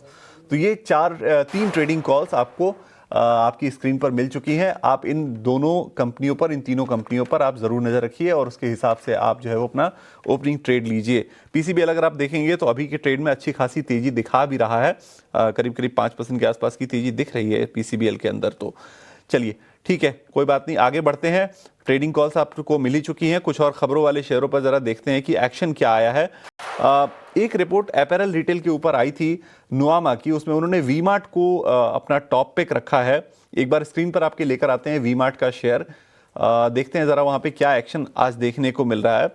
नुआमा की रिपोर्ट है, उनका ये कहना है कि Q3 जो था वो थोड़ा इम्पैक्ट हुआ था, क्योंकि जो फेस्टिव सीजन थे वो थोड़े प्रीपोन हो गए थे। जो पूजों का सीजन था वो Q2 में ही उसका रियलाइजेशन हो गया। जो फेस्टिव की जो सेल होनी थी वो Q2 में ही चली गई, इसकी वजह से थोड़ा इम्पैक्ट हुआ Q3 में, और वो उसको लेकर अब ये है कि आगे अब रिकवरी का एक फेज देख सकता है। उसके अलावा वी-मार्ट पे उनका ये पॉजिटिव नजरिया है, काफ़ी टॉपिक के तौर पर उन्होंने इसे चूज किया है। वी-मार्ट पर एक राय ले लेते हैं जरा गौरांग सर से। गौरांग सर, जरा वी मार्ट चेक कीजिए, आपको आपकी कवरेज लिस्ट में है क्या ये शेयर? तो काफी लंबे समय से खरीदारी की राय वी मार्ट यानी कि डी मार्ट पर रही है विकास जी, और आज भी हमारी सकारात्मक हमारा नजरिया है वी मार्ट को लेकर के। माफ कीजिएगा, मैं कंफ्यूज हो रहा हूँ वी मार्ट और एवेन्यू सुपर मार्ट में। वी मार्ट पर जब आईपीओ आया था, क्षमा चाहता हूँ, जब आईपीओ आया था तब खरीदारी की थी। लेकिन ये क्षेत्र अच्छा लगता है, और जैसे मैं कह रहा था एवेन्यू सुपर मार्ट्स पर हमारी खरीदारी की राय है। और मुझे लग रहा है कि जिस प्रकार से परिस्थितियां पिछला वित्तीय वर्ष में एवेन्यू सुपर मार्ट यानी कि डी मार्ट में थी, वहां पर बहुत बड़ा बदलाव हुआ है। बहुत बड़ी संख्या में ये छोटे और मझौले शहरों में अपने स्टोर्स खोल रहे हैं और नए ज्योग्राफीज में जाने का प्रयास हो रहा है, जिससे मार्केट शेयर बढ़ेगा। वी मार्ट पर आईपीओ के समय पर मेरे ख्याल से आईपीओ नोट थी, लेकिन फिलहाल स्टैंड अलोन कवरेज न होने के कारण मैं विशेष रूप में टिप्पणी वी मार्ट पर तो नहीं कर सकता हूं। लेकिन हाँ, क्षेत्र अच्छा लगता है और एवेन्यू सुपर मार्ट पर खरीदारी की राय है। एवेन्यू सुपर मार्ट्स पे फिलहाल खरीदारी की राय है, और ये पूरा जो स्पेस है वो भी पसंद आ रहा है गौरांग सर को। पर गौरांग सर, आज का एक स्टॉक जिसमें एक बड़ा मूवमेंट देखने को मिल रहा है वो है यूपीएल। देखिए, हम बता भी रहे थे कि जो पूरी रीस्ट्रक्चरिंग की गई है, डेट से रिलेटेड कंसर्न्स ज़रूर हैं वहाँ पर, बट आप कैसे देख रहे हैं? क्योंकि देखिए अब 8% का करेक्शन हो गया है यूपीएल पे। क्या इतना बड़ा करेक्शन आना एक्सपेक्टेड था, और इन्वेस्टर्स अब क्या करें? सृष्टि जी, हमारी राय सकारात्मक है यूपीएल, और ये क्षेत्र में काफी सारी कंपनियां हैं, केमिकल्स और स्पेशलिटी केमिकल्स, जहां पर हमने खरीदारी की राय दी है। देखिए, ये जो भी पहले तो बाजार को अगर खबर को लेकर के पहले तो मेरे ख्याल से थोड़ा अभ्यास करना चाहिए और उसका निष्कर्ष निकालना चाहिए। नीजक रिएक्शन दे करके, उतावलापन करके कोई निर्णय नहीं लेना चाहिए। हमारा नजरिया यूपीएल पर सकारात्मक है, और ये आज के तारीख में भी और भविष्य में भी रहेगा। इसके अलावा स्पेशलिटी एग्रोकेमिकल्स में विनती ऑर्गेनिक्स है, पिडिलाइट है, टाटा केमिकल्स है, एसआरएफ जैसी कंपनियां हैं जहां पर हम खरीदारी की राय दे रहे हैं। और हमें लग रहा है कि ये जो पूरा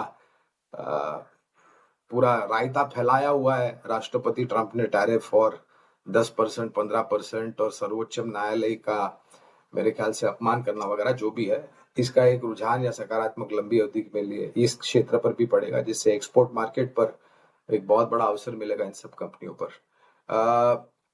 यूपीएल की जहां तक बात है सृष्टि जी, नतीजों में सुधार हुआ था, और खास करके अगर आप तीसरी तिमाही पर नतीजों पर गौर करें तो उसमें बहुत बड़ा बदलाव और सकारात्मक रुझान आता हुआ दिखा था। तो ये सब खबरें हैं, इसको लेकर के एक प्रतिक्रिया बाजार दे रहा है। लंबी अवधि का आपका निवेश है तो बने रहे।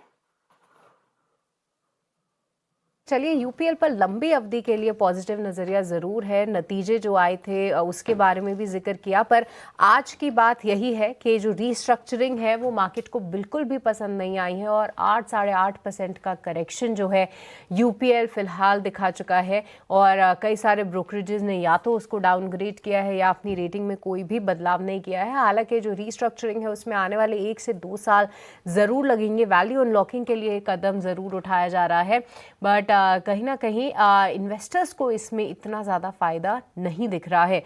यूपीएल के स्टॉक को ट्रैक ज़रूर करेंगे आगे किस तरीके का मूव आता है। बट एक और काउंटर जो कि एफएनओ के टॉप गेनर्स में शामिल हो चुका है वो है पेटीएम का स्टॉक। 2% से ज़्यादा की तेज़ी फिलहाल पेटीएम के काउंटर में। अंशुल जी, क्या व्यू रख रहे हैं पेटीएम पे? क्या यहाँ से तेज़ी और बढ़ेगी? देखिए, बिल्कुल पेटीएम पे तेजी बढ़ेगी, और जब तक पेटीएम 1097 नहीं तोड़ता है, पेटीएम में हर डिप आपको बाइंग की अपॉर्चुनिटी रहेगी। तो जो करंट 4 वीक से डिप मिल रही है, ये बाइंग की अपॉर्चुनिटी है। 1271 ये पहला टारगेट रहेगा, और 1271 बड़े ब्रेकआउट का लेवल है। धीरे धीरे करके 1271 जाएगा, 1271 के ऊपर निकलता है तो फिर मोमेंटम बनेगा, जिसमें लगभग आपको 200-300 रुपए की और अपसाइड मिलेगी। तो फिलहाल स्लो एंड स्टडी 100 रुपए और अपमूव के लिए रेडी रहिए। 1271 पे रिव्यू करेंगे, अगर वॉल्यूम ब्रेकआउट बनता है तो फिर 200 से 300 रुपए और एक्सटेंड करते हुए दिखेगा। ठीक है, पेटीएम को लेकर ये व्यू हो गया। 1271 रुपए के टारगेट और 1097 रुपए का आपको स्टॉप लॉस लगा के चलना है। बाजार में आप देखिए, मतलब लोअर लेवल से ना स्ट्रेंथ बढ़ी है। और स्पेशली अगर आप निफ्टी बैंक को देखेंगे तो निफ्टी बैंक जो लाल निशान में था, लगभग 100 अंक नीचे था, अब लगभग 300 अंक ऊपर है निफ्टी बैंक। अच्छी चीज ये है कि बाजार में आज आपको ना ब्रॉड बेस्ड बाइंग नजर आएगी। 540 शेयर अगर कमजोर हैं तो उससे 4 गुना लगभग 2000 शेयर हम देख रहे हैं कि तेजी के साथ कारोबार कर रहे हैं। और निफ्टी के 50 में से इस वक्त 45 शेयरों में आज हम मजबूती देख रहे हैं। कुछ और स्टॉक्स को लेकर व्यू ले लेते हैं। पीएनबी पर मेरी नजर गई है। पीएनबी पर आई थिंक अंशुल जी आपसे मैंने व्यू लिया था शुक्रवार को, जरा राय देंगे पीएनबी पर, और कोई अपडेट्स हो तो वो भी आप शेयर कीजिए। सर आपने 3 सवाल फ्राइडे को लिए थे। पहला पीएनबी था 129 रुपए पे, जिसमें अपनी बात हुई थी 132 रुपए का टारगेट, जो ऑलमोस्ट अभी टेस्ट ही हुआ है, तो प्रॉफिट बुक करना चाहिए। दूसरा आपका सवाल था एलएनटी पे, जिसपे हमने ट्रेड दिया था 43.74 से 44.40 के टारगेट के लिए। पहला टारगेट 4400 आया है। और तीसरा आपका सवाल था एसबीआई लाइफ पे 2070 में 2104 रुपए हो गया है। पहला टारगेट 2100 का कंप्लीट हुआ है, दूसरा टारगेट 2140 का है। चौथा जो ट्रेड हमने सुबह एवी कैपिटल दिया था 348 में 350.85 का हाई बना है, यहाँ भी पार्शियल प्रॉफिट बुकिंग करना चाहिए। वापस आए पीएनबी पे, तो अभी भी तेज लग रहा है, ब्रेकआउट सस्टेन होने की कोशिश हो रही है। 145 तक ये मोमेंटम कैरी करेगा। एक स्ट्रेच में भले ना करे, 2-3 दिन बीच में करेक्शन आपको साइडवेज टाइट रेंज बनती हुई दिखे, बट ऐसा लग रहा है कि 145 तक ये मोमेंटम कंटिन्यू रहना चाहिए। पीछे से एक्सिस बैंक, यूनियन बैंक और बैंक ऑफ इंडिया भी सपोर्ट कर रहा है। तो ओवरऑल जो बैंकिंग पैक है पूरा तेज है, उसमें पीएनबी बहुत आराम से 145 तक पहुंचना चाहिए। ठीक है, पीएनबी 145 तक पहुंचना चाहिए। ठीक है, स्ट्रेंथ अच्छी है पीएनबी, बढ़िया लग रहा है। अगर आप देखेंगे कि इंडियन बैंक, पीएनबी, ये सारे के सारे वायदा के सबसे ज्यादा चढ़ने वाले शेयरों में शामिल हैं। 2% के आसपास के मूव, और पीएनबी के हिसाब से ना ये ठीक ठाक मूव है, क्योंकि थोड़ा स्लो मूवर है बट स्टडी परफॉर्मर है पीएनबी। और आप ये स्ट्रेंथ देख रहे हैं, इंडियन बैंक में भी आज बढ़िया तेजी पर कारोबार होता हुआ आपको नजर आएगा। एक और एक्सपर्ट को जोड़ लेते हैं, हमारे in house expert Kunal Bothra हमारे साथ जुड़ गए हैं। कुणाल जी बहुत शुक्रिया आपका, गुड मॉर्निंग। कुणाल जी, शुरुआत बाजार ने बढ़िया की है, निफ्टी की डबल सेंचुरी, निफ्टी बैंक की ट्रिपल सेंचुरी। राय आपकी, जरा एक बार इंडेक्स को भी लेकर अपना व्यू जरा शेयर कीजिएगा और अपने स्टॉक्स बताइए कि क्या खरीदना है अभी। धन्यवाद शो पे इनवाइट करने के लिए। तो काफ़ी दिनों बाद ऐसा लग रहा है कि आई थिंक ग्रीन स्टार्ट है मार्केट्स के लिए, और होपफुली आई थिंक क्लोज भी हम एक्सपेक्ट करेंगे कि शायद इससे भी ज़्यादा और बेहतर हो इंडेक्स के लिए, बिकॉज ये एक्सपायरी वीक है और कल जो मंथली एक्सपायरी है तो उसका इफेक्ट काफ़ी रहेगा। हम देखते हैं बहुत बार कि जब इंडेक्स नियर टू एक्सपायरी एक सडन चेंज कर जाता है तो वहाँ पे पोजीशन अनवाइंडिंग की एक दौर आ जाती है, जहाँ पे ऐसा लगता है कि जो ट्रेडर्स होते हैं वो अपनी पोजीशंस को मनूवर करना चाहेंगे नेक्स्ट सीरीज़ के लिए।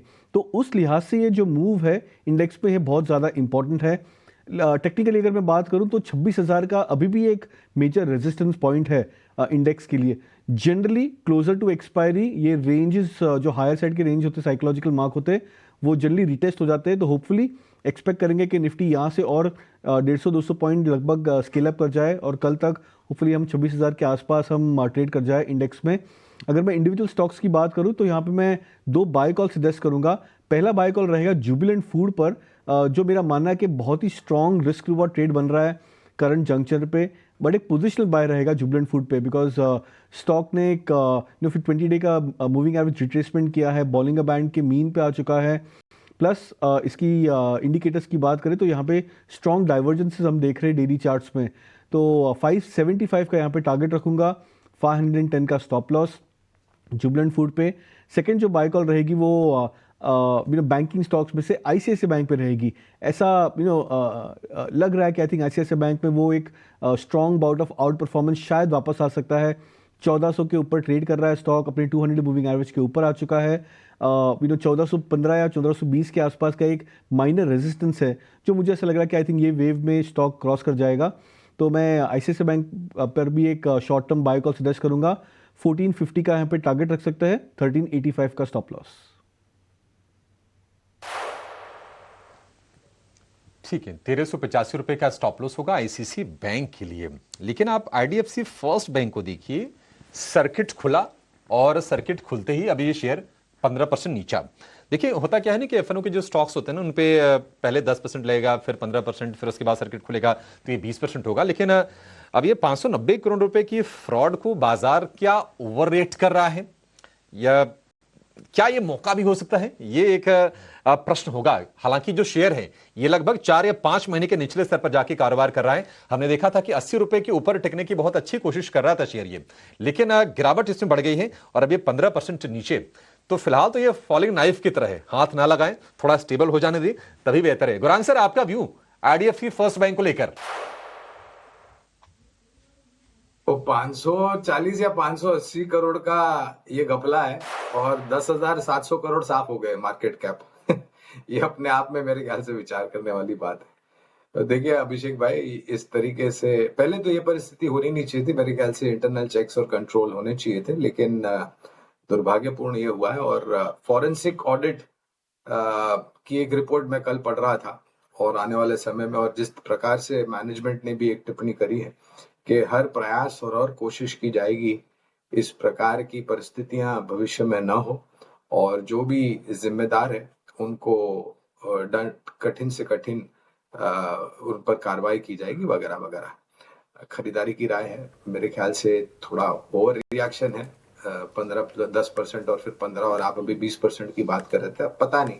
और एफएनओ में होने के कारण मेरे ख्याल से स्पेक्युलेटिव पोजीशन शॉर्ट साइड ज्यादा हो जाते हैं इस प्रकार की परिस्थिति में। लेकिन निवेश की राय है हमारी बुनियादी तर्क के आधार पर लंबी अवधि के लिए, और मेरे ख्याल से 95 या 100 रुपए के आसपास के, मुझे ठीक से याद नहीं आ रहा कि हमारे लक्ष्यांक क्या है, लेकिन लक्ष्यांक इसी के आसपास के। और यहाँ पर भी मैं जिक्र करना चाहूंगा तीसरी तिमाही के बहुत ही शानदार नतीजे आए थे आईडीएफसी फर्स्ट बैंक के, और मैं मानता हूं कि नीजक रिएक्शन है। अगर ऊपरी स्तर पर लिया है और आपके पास धैर्य है और थोड़ा बहुत जोखिम झेलने की क्षमता और खबरों को झेलने की क्षमता, खास करके अभिषेक भाई, तो इस स्तर पर थोड़ा बहुत और भी जोड़ सकते हैं। और अगर किसी को नया निवेश करना हो तो पूरी ताकत लगा करके तो नहीं, लेकिन इस स्तर से शुरुआत कीजिए। देखिए 15% का सर्किट खुलता है, फिर क्या परिस्थिति है, 20% पे जाता है या नहीं जाता है, या फिर रिकवर होता है। लेकिन लंबी अवधि के लिए खरीदारी की राय है आईडीएफसी फर्स्ट बैंक में। चलिए ठीक है, तो आईडीएफसी फर्स्ट बैंक पर ये राय। अब देखिए नए शॉर्ट बिल्डअप हो रहे हैं आईडीएफसी फर्स्ट बैंक में, और सर्किट जो है वो एक रिवीजन होता जा रहा है, ऊपर की तरफ बढ़ते जा रहे हैं। अब सर्किट 15% का आपको लोअर सर्किट दिख रहा है। चलिए एक स्टॉक जरा फोकस में लेकर आते हैं, एजिस वोपैक का। अब स्टॉक के अंदर ऐसा क्या हो गया है कि 10% का जो है वो अपर सर्किट लग गया था अभी थोड़ी देर पहले, थोड़ा अभी खुला है सर्किट 9.5%, 8% के आसपास की, 8.5-9% की तेजी अभी दिख रही है। जरा इस पे एक चेक लेते हैं अंशुल जी से कि क्या हो गया स्टॉक के अंदर, कोई बड़ी तेजी की तैयारी हो रही है क्या? 235 पे इसका इशू प्राइस था जब ये आईपीओ आया था, और अभी भी भाव जो है वो उसके नीचे ही है, 231-32 के आसपास के भाव हैं। अंशुल जी जरा चेक कीजिए क्या राय बनती है एजिस वोपैक पे। सर लिस्टिंग के बाद लो बना था 220 रुपए का, उसी लो को पिछले 3 हफ्ते से प्रोटेक्ट करने की कोशिश है और bounce back towards 50 day moving average आना था जो आ गया 229 तक। नई तेजी अब इसमें तब बनेगी जब 230 के ऊपर टिकेगा, और मोस्ट लाइकली ये 230 के ऊपर टिकेगा। वॉल्यूम से बता रहे हैं कि टिकना चाहिए। 144% वॉल्यूम राइज है अगेंस्ट 50 डे एवरेज वॉल्यूम, और अभी केवल 15-20 मिनट हुए हमको ट्रेड करते हुए, तो प्रोबेबली डे एंड होते होते हम लगभग 200 से 300% तो वॉल्यूम कम से कम इस पे करेंगे। और अगर ऐसा होता है तो 50 डे मूविंग एवरेज 230 रुपए क्रॉस करेगा। ऊपर में लेवल है 244 का, ये प्रोबेबली 2 से 3 सेशन लगने चाहिए इस टारगेट को अचीव करने में। तो 244-250 की जोन आते हुए दिख रही है, 2 से 3 दिन का ट्रेड बनता है स्टॉक में। अगर ले रहे हैं तो स्ट्रिक्ट स्टॉप लॉस लगाइए 224 रुपए का, 220 का लो स्वीप हुआ है और 224 का स्विंग हाई है, तो ये लेवल जब तक नहीं टूट रहा है 244 लेवल आते हुए दिखेगा। बिल्कुल 244 लेवल आते हुए दिखेगा, ये राय 330 के ऊपर टिके जब तब के लिए है, ये अंशुल जी की राय। चलिए एक स्टॉक जरा आपके स्क्रीन पर लेकर आते हैं, केआरएन हीट एक्सचेंजर का। प्रदीप हल्दर जी ने रेकमेंड किया था ये शेयर, और अभी देखिए आज भी तेजी लगातार बनी हुई है। पिछले 2-3 सेशन से आप देखेंगे ना तो अच्छी खासी तेजी ये शेयर दिखा चुका है केआरएन हीट एक्सचेंजर का। अभी देखिए आप 6% की तेजी अभी भी दिख रही है इस शेयर के ऊपर, और अच्छे खासे वॉल्यूम के साथ कारोबार हो रहा है। प्रदीप जी तो हमारे साथ है नहीं, एक काम करते हैं इस पर एक राय लेते हैं कुणाल जी से। कुणाल जी से पूछते हैं कि कहाँ तक ये तेजी उनको जाती हुई दिख रही है, क्योंकि प्रदीप जी के तो दोनों टारगेट अचीव हो चुके हैं। अब आगे की तेजी है या फिर मुनाफा वसूली करके निकल जाए? कुणाल जी जरा एक बार चेक कीजिए, बताइए। तो ट्रेंड काफ़ी स्ट्रांग है। इनफैक्ट फ्राइडे को मैं फिलहाल तो मैं ये स्टॉक को क्लोजली ट्रैक नहीं करता, बट जो मैं चार्ट्स देख रहा था recent charts last 1 week 10 days में, उसमें दिख रहा है कि आई थिंक काफ़ी अच्छी रिकवरी आई है। बट 50% चल चुका है स्टॉक लास्ट एक महीने की बात करें लगभग, तो 600 के आसपास से करीबन 950 सवा 900 के आसपास आ चुका है। फ्राइडे का वॉल्यूम काफ़ी स्ट्रांग था, तो उस लिहाज से ऐसा लग रहा है कि शायद थोड़ा सा स्टॉक यहाँ पे कंसोलिडेट कर सकता है 900-930 के आसपास। तो फिलहाल मैं बाय कॉल या कोई भी बुलिश ट्रेड यहाँ पे इनिशिएट नहीं करूँगा, बिकॉज ऑलरेडी 50% की रैली हम देख चुके हैं स्टॉक में, और फ्राइडे का वॉल्यूम्स इंडिकेट कर रहा है कि शायद यहाँ से थोड़ा सा एक फ्लैटिश प्राइस एक्शन आ सकता है स्टॉक प्राइस में। बिल्कुल, यहाँ से थोड़ा फ्लैट एक्शन आपको देखने को मिल सकता है। नई बाई कॉल निश्चित तौर पे इनिशिएट नहीं करेंगे यहाँ पर, ये राय कुणाल जी की इस पर्टिकुलर काउंटर पे केआरएन हीट एक्सचेंजर के ऊपर। अच्छा, ट्राइडेंट में आज बड़े वॉल्यूम के साथ कारोबार हो रहा है। आप देखिए अभी ट्रेड शुरू हुए सिर्फ 15-20 मिनट ही हुए हैं, करीब 1.5 करोड़ का वॉल्यूम हो गया है शेयरों का। अंशुल जी जरा एक बार चेक कीजिए, ट्राइडेंट क्या कुछ अलग हो रहा है? 1.5 करोड़ का वॉल्यूम 15-20 मिनट के अंदर। सर अगेन ये ट्रम्प वाला स्टॉक है, जब जब फेवर में कुछ होता है स्टॉक चलने लगता है, जब तक अगेंस्ट जाता है तो स्टॉक में पिटाई भी होने लगती है। बट ओवरऑल सारी न्यूज फ्लो पचा के भी ये 24-25 अपना ये सपोर्ट जोन होल्ड कर रहा है। तो और इमीडिएट शॉर्ट टर्म में जो गैप अप खुला था 3 फरवरी को 31 रुपए, नॉन स्टॉप करेक्ट हुआ है 25.5 तक, तो सपोर्ट जोन में वापस आया था, बाउंस बैक टुवर्ड्स 2780 और उसके ऊपर 2840, ये 2 लेवल आपको आते हुए दिखेंगे। बहुत अच्छा बाइंग वाला काउंटर जो नहीं दिख रहा है, अगर जिनके पास है उनको होल्ड करना चाहिए, अगर नहीं है तो फ्रेश बाइंग की बहुत ज्यादा कोशिश नहीं करनी चाहिए। दूसरा 2-3 अपडेट और आए हैं सर, वो भी दे देता हूँ। बेलराइज 188 से 190.4 हो गया है, 2.5 रुपए मिल रहा है फटाफट में, प्रॉफिट बुक कर लेना चाहिए। आदित्य बिरला सन लाइफ एएमसी भी 934.6 हो गया है, यहाँ पे भी प्रॉफिट बुक करना चाहिए। और एक फ्राइडे बीटीएसटी हमने दिया था वोल्टास में, यहाँ पे भी लगभग 20 रुपए बन रहा है, तो इस स्टॉक में भी प्रॉफिट बुक करके एग्जिट करना चाहिए। ऑलराइट, तो चलिए कुछ काउंटर्स जहां पर अपडेट भी दे दिए हैं अंशुल जी ने, उनको ध्यान में ज़रूर रखेंगे। बट इस बीच देखिए अदानी ग्रुप ऑफ काउंटर्स में एक अच्छा एक्शन ज़रूर दिख रहा है, क्योंकि अदानी पोर्ट्स जो है खबरों के लिहाज से आज फोकस में ज़रूर था। अब बन चुका है निफ्टी का टॉप गेनर, 2.5% की तेज़ी यहाँ पर। बट अदानी एंटरप्राइज ये भी अच्छी तरीके से ऊपर आ रहा है, 1.5% की मजबूती ये काउंटर दिखा रहा है डे हाई पे। कुणाल, एक बार आपका व्यू अदानी एंटरप्राइज पे टेक्निकली कैसे प्लेस देख रहे हैं आप चार्ट्स को? तो ये बहुत ही इंटरेस्टिंग चार्ट बन सकता है, बिकॉज ऐसा लग रहा है आई थिंक स्टॉक अपने डेली टाइम फ्रेम में एक बुलिश फ्लैग पैटर्न बना रहा है और अपने lower side of flag pattern पर है। 50 DMA के जस्ट ऊपर ट्रेड कर रहा है। अगर लास्ट 1 वीक की भी बात करें तो 2200 के आसपास लगभग 20-25-50 पॉइंट की रेंज में चल रहा है स्टॉक, प्लस माइनस 2200। बट ये एक इंडिकेशन है कि स्टॉक यहाँ से शायद ब्रेकआउट दे सकता है। आई थिंक फेज था जनवरी 2026 के आसपास में, जब स्टॉक करीबन 400 से 500 पॉइंट लोअर था अपने लॉन्ग टर्म मूविंग एवरेज के, जो लगभग 15 से 20% था स्टॉक प्राइसेस के। तो वो जोन को नैरो कर चुका है, तो हम कहते हैं कि एक मीन रिवर्जन फेज कंप्लीट हो चुका है और यहाँ से स्टॉक मुझे ऐसा लग रहा है कि ट्रेंडिंग नेचर में आ सकता है अपसाइड में। तो मैं यहाँ पे करंट लेवल से बाई की सलाह दूंगा अदानी इंटरप्राइज में, और यहाँ पे बेस एक केस का टारगेट रख सकते हैं करीबन 2325 का, जो लगभग अपने 200 मूविंग एवरेज के आसपास आता है स्टॉक प्राइसेस में, और यहाँ से स्टॉप लॉस रख सकते हैं 2120 का। ऑलराइट, तो चलिए 2120 के स्टॉप लॉस के साथ अदानी एंटरप्राइज खरीद के चल सकते हैं, और उससे जुड़े टारगेट्स भी कुणाल ने आपको बताए। टेक्निकली काफ़ी इंटरेस्टिंग लग रहा है स्टॉक, और 1.5% की तेज़ी तो फिलहाल है, देखते हैं कि दिन के दौरान किस तरीके का एक्शन रहेगा।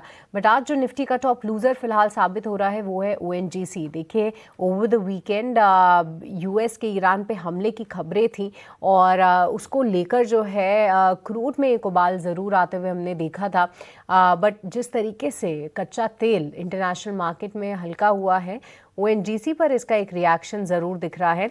कुणाल, हाल फिलहाल मूवमेंट्स अच्छे दिखाए ONGC ने, बट जिस तरीके का सेल ऑफ आज के सत्र में देख रहे हैं, क्या जिन्होंने लॉन्ग किया है क्या ये सही मौका है निकल जाने का, या फिर अभी थोड़ा वॉलेटाइल ज़रूर रह सकता है स्टॉक? तो मेरा मानना है कि आई थिंक क्रूड एक फैक्टर हो सकता है जहां पे स्टॉक में नियर टर्म ट्रेंड इम्पैक्ट हो सकता है। लास्ट 1 वीक 10 डेज में हम देख रहे थे कि स्टॉक में एक अच्छी खासी रिकवरी आई थी 260 के आसपास से, लगभग फ्राइडे को 200 80 के लेवल्स के आसपास स्टॉक क्लोज कर चुका था। बट अगर हम इसको लार्जर टाइम फ्रेम पे देखें, क्वार्टरली चार्ट्स पर देखें, तो ऐसा लग रहा है कि आई थिंक स्टॉक अपने मल्टी क्वार्टर कंसोलिडेशन से उभर कर आ रहा है। तो यहाँ पे ट्रेंड के लिए प्ले करना चाहिए रादर देन एक ट्रेडिंग मूव के लिए प्ले करना चाहिए ओएनजीसी में। मेरा मानना है कि अगर ये स्टॉक और 7-8 रुपये डिप कर जाए, करीबन 265 के आसपास अगर स्पॉट लेवल्स पे वापस आ जाए, तो मेरा मानना है कि एक बहुत अच्छी बाइंग अपॉर्चुनिटी बन सकती है ओएनजीसी पर। ठीक है, ओएनजीसी को लेकर ये व्यू आपके लिए। एक बार जरा एडेलवाइस फाइनेंशियल का शेयर लेकर आइए, क्योंकि हम देख रहे हैं कि आज भी अच्छी स्ट्रेंथ है शेयर में। और आज वैसे आप देखेंगे तो पूरे के पूरे ब्रोकिंग स्पेस में ना कुछ कुछ बढ़िया मूव्स आपको नजर आएंगे। आईएफएल फाइनेंस है, एडेलवाइस फाइनेंशियल है, जेएम फाइनेंशियल, ये शेयर आपको ऊपर कारोबार करते हुए दिखाई देंगे। अंशुल जी, एडेलवाइस फाइनेंशियल 5% ऊपर, इनिशियल जो वॉल्यूम दिख रहे हैं वो भी अच्छे खासे हैं, ठीक ठाक हैं। राय आपकी इसको लेकर कितना चलेगा ये? सर एग्जैक्टली आपने एकदम सही कहा। वॉल्यूम 50% और 50 डे एवरेज वॉल्यूम शुरुआती 15 मिनट में ही हो चुके हैं। स्टैंडर्ड डिस्क्लेमर, 9:35 पे हमने अपने क्लाइंट्स को 127 रुपए में डिलीवरी बाय रिकमेंड किया है। स्टॉक को 7 से 8% की अपसाइड लेते हुए 136 रुपए का टारगेट दिया है। तो बहुत सारे क्लाइंट्स, ब्रोकर इसमें लॉन्ग हो सकते हैं। हमने 127 रुपए पे बाय कॉल इनिशिएट करके दिया हुआ है। स्टॉक में 141 दिन के कप एंड हैंडल पैटर्न का ब्रेकआउट आया था, उसके बाद फ्लैग बना और आज फ्लैग पैटर्न का ब्रेकआउट आ रहा है। तो अगेन स्टैंडर्ड डिस्क्लेमर, 127 से लॉन्ग दिया हुआ है, 136 रुपए का टारगेट दिया है। ठीक है, 136 रुपए के टारगेट दिए हैं अंशुल जी ने एडेलवाइस फाइनेंशियल को लेकर। डिफेंस स्टॉक्स में स्पेशली अगर आप शिपिंग वाले शेयर देखेंगे ना, तो शिपिंग कॉर्पोरेशन में 3-4 सत्र से जो प्रॉफिट टेकिंग आ रही थी, आज उस पर ब्रेक लगी है और शेयर है लगभग 4% ऊपर, 265 रुपए के आसपास के भाव हैं। कुणाल जी, शिपिंग कॉर्पोरेशन, क्या आपको लगता है कि एक स्वीट स्पॉट में शेयर है ये और डिसेंट अपमूव इसमें हो सकता है यहां से भी? जी हाँ, बिल्कुल। इनफैक्ट इसको अगर हम वीकली चार्ट्स में देखें तो स्टॉक अपने एक cup and handle kind of a pattern बना रहा है और वो पैटर्न का जो रेजिस्टेंस है एससीआई में, शिपिंग कॉर्पोरेशन में, वो करीबन 280 के आसपास है, 275-280 के आसपास है। बट जो सबसे खास बात वीकली चार्ट्स पे हम देख रहे हैं कि 2 या 3 हफ्ते पहले एक major volume candlestick stock prices में आया था, जो स्टॉक प्राइस को 220 से करीबन 275 के लेवल्स पर लेके गया। तो ये इंडिकेट कर रहा है कि फ्रेश बायर्स स्टॉक में आ चुके हैं। 275 के आसपास आई थिंक लास्ट 2 हफ्ते से कंसोलिडेट कर रहा है। बहुत स्ट्रॉन्ग प्रोबेबिलिटी है कि बिकॉज जो वॉल्यूम्स और अगर हम प्राइस दोनों की मैथमेटिक्स अगर हम ऐड करें तो यहाँ से इंडिकेशन है कि स्टॉक ब्रेकआउट दे देगा अपने 280 के लेवल्स पर। तो यहाँ से भी रिस्क रिवॉर्ड बहुत ज़्यादा फेवरेबल है, कोई भी अगर पोजिशनल ट्रेड इनिशिएट करना चाहे। मेरा मानना है कि एटलीस्ट ये स्टॉक 300-305 के लेवल्स को क्रॉस कर सकता है आने वाले 1 से 3 महीनों में। तो ये बहुत स्ट्रॉन्ग प्रोबेबिलिटी ट्रेड बन सकता है नियर टर्म ट्रेडर्स के लिए। यहाँ पे अगर करंट लेवल्स पे इनिशिएट करना चाहे कोई ट्रेड, तो यहाँ पे मैं स्टॉप लॉस सजेस्ट करूंगा 245 के आसपास। ठीक है, 245 रुपए का स्टॉप लॉस आपको शिपिंग कॉर्पोरेशन में लगा के चलना है। और आप देखिए 1 महीने का जो रिटर्न है ना, वो है 30% का। और कुछ दिनों पहले रचित खंडेलवाल जी ने भी इस पर अपनी राय दी थी और उनके टारगेट अचीव भी हुए थे शिपिंग कॉर्पोरेशन को लेकर। लेकिन अगला शेयर जिसमें 1 महीने में 30 नहीं, 1 महीने में 40% का उछाल है और आज फिर से हम देखने की स्ट्रेंथ अच्छी हो रही है। कुणाल जी, व्यू आपसे ही चाहिए अंबर एंटरप्राइजेस को लेकर। थोड़ी सी प्रॉफिट टेकिंग आई हायर लेवल्स पर, लेकिन फिर से आज हम देख रहे हैं कि अपवर्ड मूव को रिज्यूम कर रहा है। ये राय आपकी अंबर को लेकर? तो मेरा मानना है कि इस स्टॉक को हमने काफ़ी डिटेल में स्टडी किया था जब ये स्टॉक में ऑलमोस्ट एक वर्टिकल प्राइस अप मूव आया था 5,500 के आसपास में। तो डेटा काफ़ी क्लियरली इंडिकेट कर रहा था कि हर लेवल्स पे जब 5,500 स्टॉक था, 6,000 आया, 6,500 आया, तो वहाँ पे हर लेवल पे मेजर शॉर्ट कवरिंग हो रही थी स्टॉक प्राइसेस में, क्योंकि सडनली ऑप्शन राइटर्स वहाँ पे एक्सपेक्ट कर रहे थे कि स्टॉक में शायद जो बाउंस है वो सडनली स्टॉप हो जाएगा, सस्टेन हो जाएगा एक लेवल्स पर। बट जैसे ही स्टॉक मूव कर रहा था वहाँ पे हम देख रहे थे कि कॉल राइटर्स अनवाइंड कर रहे थे पोजीशंस और हायर स्ट्राइक्स पे जा रहे थे। फिलहाल ऐसा लग रहा है कि 8,000 का एक हब बन चुका है जहाँ पे ऑप्शन राइटर्स लगभग हायर साइड पे ट्रेड कर रहे हैं, वहाँ पे ओपन इंटरेस्ट भी थोड़ी सी ज़्यादा है। तो मेरा मानना है कि हो सकता है कि आज और कल के लिए 8,000 का एक रेजिस्टेंस बन सकता है अंबर एंटरप्राइजेस के लिए। बट स्टार्ट ऑफ एक्सपायरी मेरा मानना है कि आई थिंक ये स्टॉक 8,000 के लेवल्स को क्रॉस कर जाएगा। तो अगर यहाँ पे कोई भी एक छोटी सी डिप हो जाती है जैसे कि 7,750 के आसपास इंट्राडे टाइम फ्रेम्स में, तो मेरा मानना है कि अच्छी खासी बाइंग करनी चाहिए स्टॉक प्राइस में।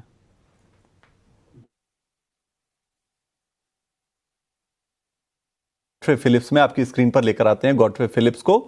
आप देखिए 8 साढ़े 8% के आसपास की गिरावट अब देखने को मिल रही है गॉडफ्रे फिलिप्स के अंदर। पिछले दिनों काफ़ी तेज़ी देखने को मिली थी क्योंकि खबर आई थी कि आईटीसी सिगरेट प्राइसेस बढ़ा रहा है, वो सोर्सेज के हवाले से खबर आई थी। तमाम डीलर्स ने ऑलरेडी प्राइस जो है वो रिटेलर्स ने बढ़ा भी दिए थे। अब देखिए या तो मुनाफा वसूली हो सकती है या कोई परेशानी हो सकती है। ज़रा एक बार चेक कराते हैं अंशुल जी से गॉडफ्रे फिलिप्स को कि क्या करना चाहिए अगर किसी के पास अभी भी है प्रॉफिट बुकिंग नहीं किया है तो। सर अगर प्रॉफिट बुकिंग नहीं की है तो फिलहाल होल्ड करना चाहिए 2230 2300 ये एक सपोर्ट जोन बन के उभरेगा क्योंकि नीचे से वॉल्यूम के साथ चला है, इंस्टीट्यूशन वॉल्यूम रहा है 3 कैंडल पे लगभग 1000% वॉल्यूम राइज रहा है। तो 2229 ये last line in the sand है। जब तक ये प्रोटेक्टेड है, अगर आपके पास किसी भी तरह का लॉन्ग है आप होल्ड रख सकते हैं। इवेंचुअली 2230 टेस्ट करने के बाद बाउंस बैक कर सकता है, बट 2229 2230 ये जोन अगर तोड़ के क्लोज करता है तो फिर स्टॉक खराब हो जाएगा। जब तक ये लेवल प्रोटेक्टेड है, हालांकि इतना एग्रेसिव डिप नहीं आना चाहिए था बट समहाउ आ रहा है। 2230 का लेवल क्लोजली वॉच कीजिए, इसके नीचे क्लोज हुआ तो क्लियरली स्टॉक से एग्जिट कर लेना है, नहीं तो वहां पे एक छोटा सा बेस बना के वापस बाउंस बैक करने की कोशिश करेगा। ठीक है, तो 2230 का लेवल आप क्लोजली वॉच कीजिए। ये रहा है गॉडफ्रे फिलिप्स के ऊपर अच्छी तेजी के बाद ये स्टॉक जो है वो करेक्शन दिखा रहा है।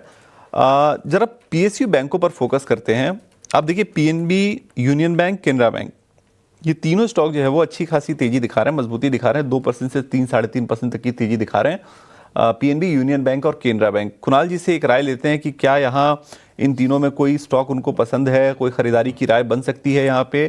कुणाल जी जरा चेक कीजिए, अच्छे खासे वॉल्यूम के साथ कारोबार हो रहा है इन तीनों बैंकों में, PNB, union bank, Canara bank. तो इसमें से यूनियन बैंक पे हमने ऑलरेडी लास्ट आई थिंक हफ्ते भर पहले हमने कॉल इनिशिएट किया था जब स्टॉक करीबन 177 178 के आसपास था। हमारा मानना था कि आई थिंक स्टॉक 190 192 के लेवल्स को क्रॉस कर जाएगा, जो लेवल्स को क्रॉस करके अभी फिलहाल 200 के आसपास आ चुका है यूनियन बैंक। तो मेरा मानना है कि आई थिंक ये स्टॉक अभी भी ज़्यादा स्ट्रांग है, ट्रेंड काफ़ी परसिस्टेंट है यूनियन बैंक में, और मैं एक्सपेक्ट करूँगा कि यहाँ से भी स्टॉक अपनी एक मिड टर्म लीडरशिप जो प्राइस परफॉर्मेंस या स्ट्रेंथ है उसको मेंटेन रखेगा। तो यूनियन बैंक पे अभी भी कॉल बुलिश रहेगी। रिवाइज टारगेट यहाँ से करीबन 206 का रख सकते हैं शॉर्ट टर्म ट्रेडर्स, 195 196 के आसपास का एक स्टॉप लॉस मेंटेन कर सकते हैं। पीएनबी काफ़ी एक इंटरेस्टिंग चार्ट बन सकता है बिकॉज कहीं ना कहीं लास्ट 1 मंथ में स्टॉक ने करीबन 10-15% का करेक्शन दिया था। अब ऐसा लग रहा है कि आई थिंक स्टॉक अपने 120 122 लेवल्स का बेस बना चुका है और हायर साइड पे मूव कर चुका है। तो पीएनबी भी काफ़ी इंटरेस्टिंग चार्ट है। अगर ये बैंकिंग का जो मूव है ये मेंटेन होगा, सस्टेन होगा, तो वहाँ पे पीएसयू बैंकिंग स्टॉक्स की एक बहुत अहम पार्टिसिपेशन रह सकती है। तो पीएनबी उस लिहाज से मुझे ऐसा लग रहा है कि आने वाले कुछ एक दिनों में 5% के आसपास का एक फर्दर अप मूव दे सकता है करंट लेवल से। बिल्कुल, तो 5% के आसपास का एक अप मूव दे सकता है पीएनबी यहाँ से। और यूनियन बैंक के ऊपर जो टारगेट है वो रिवाइज कर लीजिए, 206 का टारगेट अब आप कर लीजिए। 195 और 196 के आसपास का आपको स्टॉप लॉस मेंटेन करना है अगर आप ट्रेडर हैं तो। यूनियन बैंक के ऊपर देखिए लेवल्स आपकी स्क्रीन पर नोट होके आ चुके हैं, आप इसे नोट कर सकते हैं। चलिए एक स्टॉक जरा आपकी स्क्रीन पर ले आते हैं, टाटा इन्वेस्टमेंट का। बड़ी तेजी आई, मतलब बहुत ही गजब की तेजी आई, और उसके बाद जब देखिए थोड़ा सुस्ताने का काम कर रहा है ये स्टॉक टाटा इन्वेस्टमेंट का। 3% के आसपास की गिरावट अभी दिख रही है टाटा इन्वेस्टमेंट पे। इस पे आई गेस अंशुल जी ने बाई की कॉल भी दी थी। अंशुल जी आपने शायद इस पे कोई ट्रेड सजेस्ट किया था क्या, और अगर आपने नहीं भी किया था तो अब क्या करना चाहिए अगर किसी के पास है तो प्रॉफिट बुकिंग कर लें अब? नहीं सर, इस पे हमारा ट्रेड नहीं था, लेकिन व्यू जरूर था 740 का जो फ्राइडे टेस्ट हुआ है। आज केवल प्रॉफिट बुकिंग है, कोई वॉल्यूम बहुत ज्यादा नहीं है सेलिंग में, तो फिलहाल प्रॉफिट बुकिंग मान के चल सकते हैं, जो कि 50 डे मूविंग एवरेज 674 तक आ सकता है। लग नहीं रहा है कि 674 670 की जोन टूटेगी। उस जोन में अगर कहीं भी लोअर डिग्री चार्ट्स पे बुलिश एविडेंस बनता है तो वापस से फ्रेश बाइंग की अपॉर्चुनिटी मिलेगी। इस बार 740 तोड़ के प्रोबेबली 804 तक के टारगेट बना सकता है, but wait for clear bullish evidence around 50 day moving average जो कि 674 680 की जोन में है। बिल्कुल, तो ये रहा है टाटा इन्वेस्टमेंट के ऊपर आपको।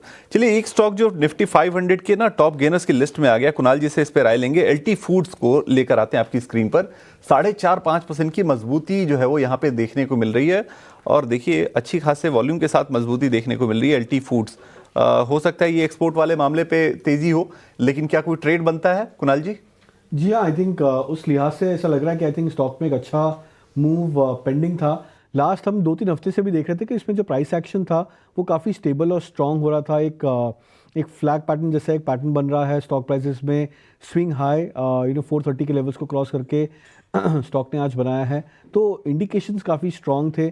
मूवमेंट और ट्रेंड काफ़ी सस्टेनेबल था एलटी फूड्स के लिए। तो यहाँ से ऐसा लग रहा है कि आई थिंक ये जो ट्रेंड है ये परसिस्ट हो सकता है स्टॉक प्राइसेस में। बट ऐसे सारे स्टॉक्स को आइदर आप सिचुएशनल ट्रेड करिए या फिर इसको पोजिशनली अगर आप मीडियम टू लॉन्ग टर्म की टाइम फ्रेम हो तो उस लिहाज से ट्रेड करना चाहिए। बिकॉज बहुत बार हमने देखा है कि स्टॉक प्राइसेस जंप अप कर जाता है ऐसी जब न्यूज़ फ्लो आ जाती है, बट उसके बाद में मोमेंटम डाइट डाउन होने के बाद में स्टॉक्स बहुत महीनों तक या बहुत हफ्तों तक कंसोलिडेट कर सकते हैं। तो आपको जो टाइम फ्रेम है या जो आपका ट्रेडिंग का जो स्टाइल है वो तय करना बहुत ज़्यादा ज़रूरी है। ट्रेंड फिलहाल काफ़ी स्ट्रांग और फेवरेबल है एलटी फूड्स के लिए, और मेरा मानना है कि पोजिशनल ट्रेडर्स यहाँ से करंट लेवल से भी एंटर कर सकते हैं। ऑलराइट, तो चलिए पोजिशनल ट्रेडर्स मौजूदा लेवल से भी एंटर कर सकते हैं। ये राय फिलहाल आती हुई एलटी फूड्स पे। पर आज जितने भी गोल्ड फाइनेंसर्स हैं फिर से चमकते हुए दिख रहे हैं। देखिए मनापुरम एक स्ट्रॉन्ग कैंडिडेट, वो फोकस में है। मुथूट निचले स्तरों से अच्छा रिकवर कर रहा है, और साथ ही आईएफएल फाइनेंस ये काउंटर भी 3% से ज़्यादा की मजबूती दिखा रहा है। एक बार अंशुल आईआईएफएल फाइनेंस पर अपना व्यू पॉइंट दीजिए। 3% से ज़्यादा का मूव कैसे देख रहे हैं आप इस स्टॉक को चार्ट्स पे? आईआईएफएल फाइनेंस में एक रेंज बनी हुई है ऑन द लोअर साइड 495, जहां से डोजी बना के बाउंस बैक कर रहा है। तो रेंज का अपर एंड 533 और 50 डे मूविंग एवरेज 541, ये दो लेवल आराम से टेस्ट हो जाएंगे। इसके ऊपर निकलेगा नहीं, ये वहां पहुंचने पे पता चलेगा, बट 533 ये इमीडिएट टारगेट रेंज का अपर एंड रहना चाहिए। ऑलराइट, तो चलिए आईएफएल फाइनेंस यहाँ पर फिलहाल एक रेंज में ही एक स्टॉक कारोबार कर रहा है, तो इसको लेकर ध्यान में रखेंगे। बट अंशुल एक क्विक टेक एस्कॉट्स कुबोटा पर भी दे दीजिए। आज एक 3% का मूव दिखा रहा है, क्या यहाँ पर कोई ट्रेड बनता है? देखिए अगर आपके पास स्टॉक है तो होल्ड करना चाहिए, अगर नहीं है तो एक बाउंस बैक के लिए लॉन्ग ट्रेड ले सकते हैं। 3610 पहला टारगेट रहेगा, और अगर 3610 निकलता है जिसकी 50-50 प्रोबेबिलिटी है, अगर निकलता है तो 3678 का लेवल रहेगा, तो बिल्कुल लॉन्ग ट्रेड लेना चाहिए। स्टॉप लॉस आपका रहना चाहिए 3490 का ऑन द क्लोजिंग बेसिस, और अगर इंट्राडे स्टॉप लॉस लगा रहे हैं तो 3470 का आएगा। यहाँ पर कुछ लेवल्स हैं जो कि ध्यान में ज़रूर रखने हैं। बट इसी के साथ अंशुल बहुत बहुत शुक्रिया जुड़ने के लिए, और तमाम सेक्टर्स और स्टॉक्स पर और अपनी ट्रेडिंग कॉल्स भी हमारे दर्शकों को देने के लिए। पर चलिए फिलहाल इसी के साथ वक्त हो चला एक छोटे से ब्रेक का। आप कहीं मत जाएगा, ब्रेक के उस पार कमोडिटी मार्केट से जुड़ा पूरा अपडेट लेकर हम जल्द हाजिर होंगे।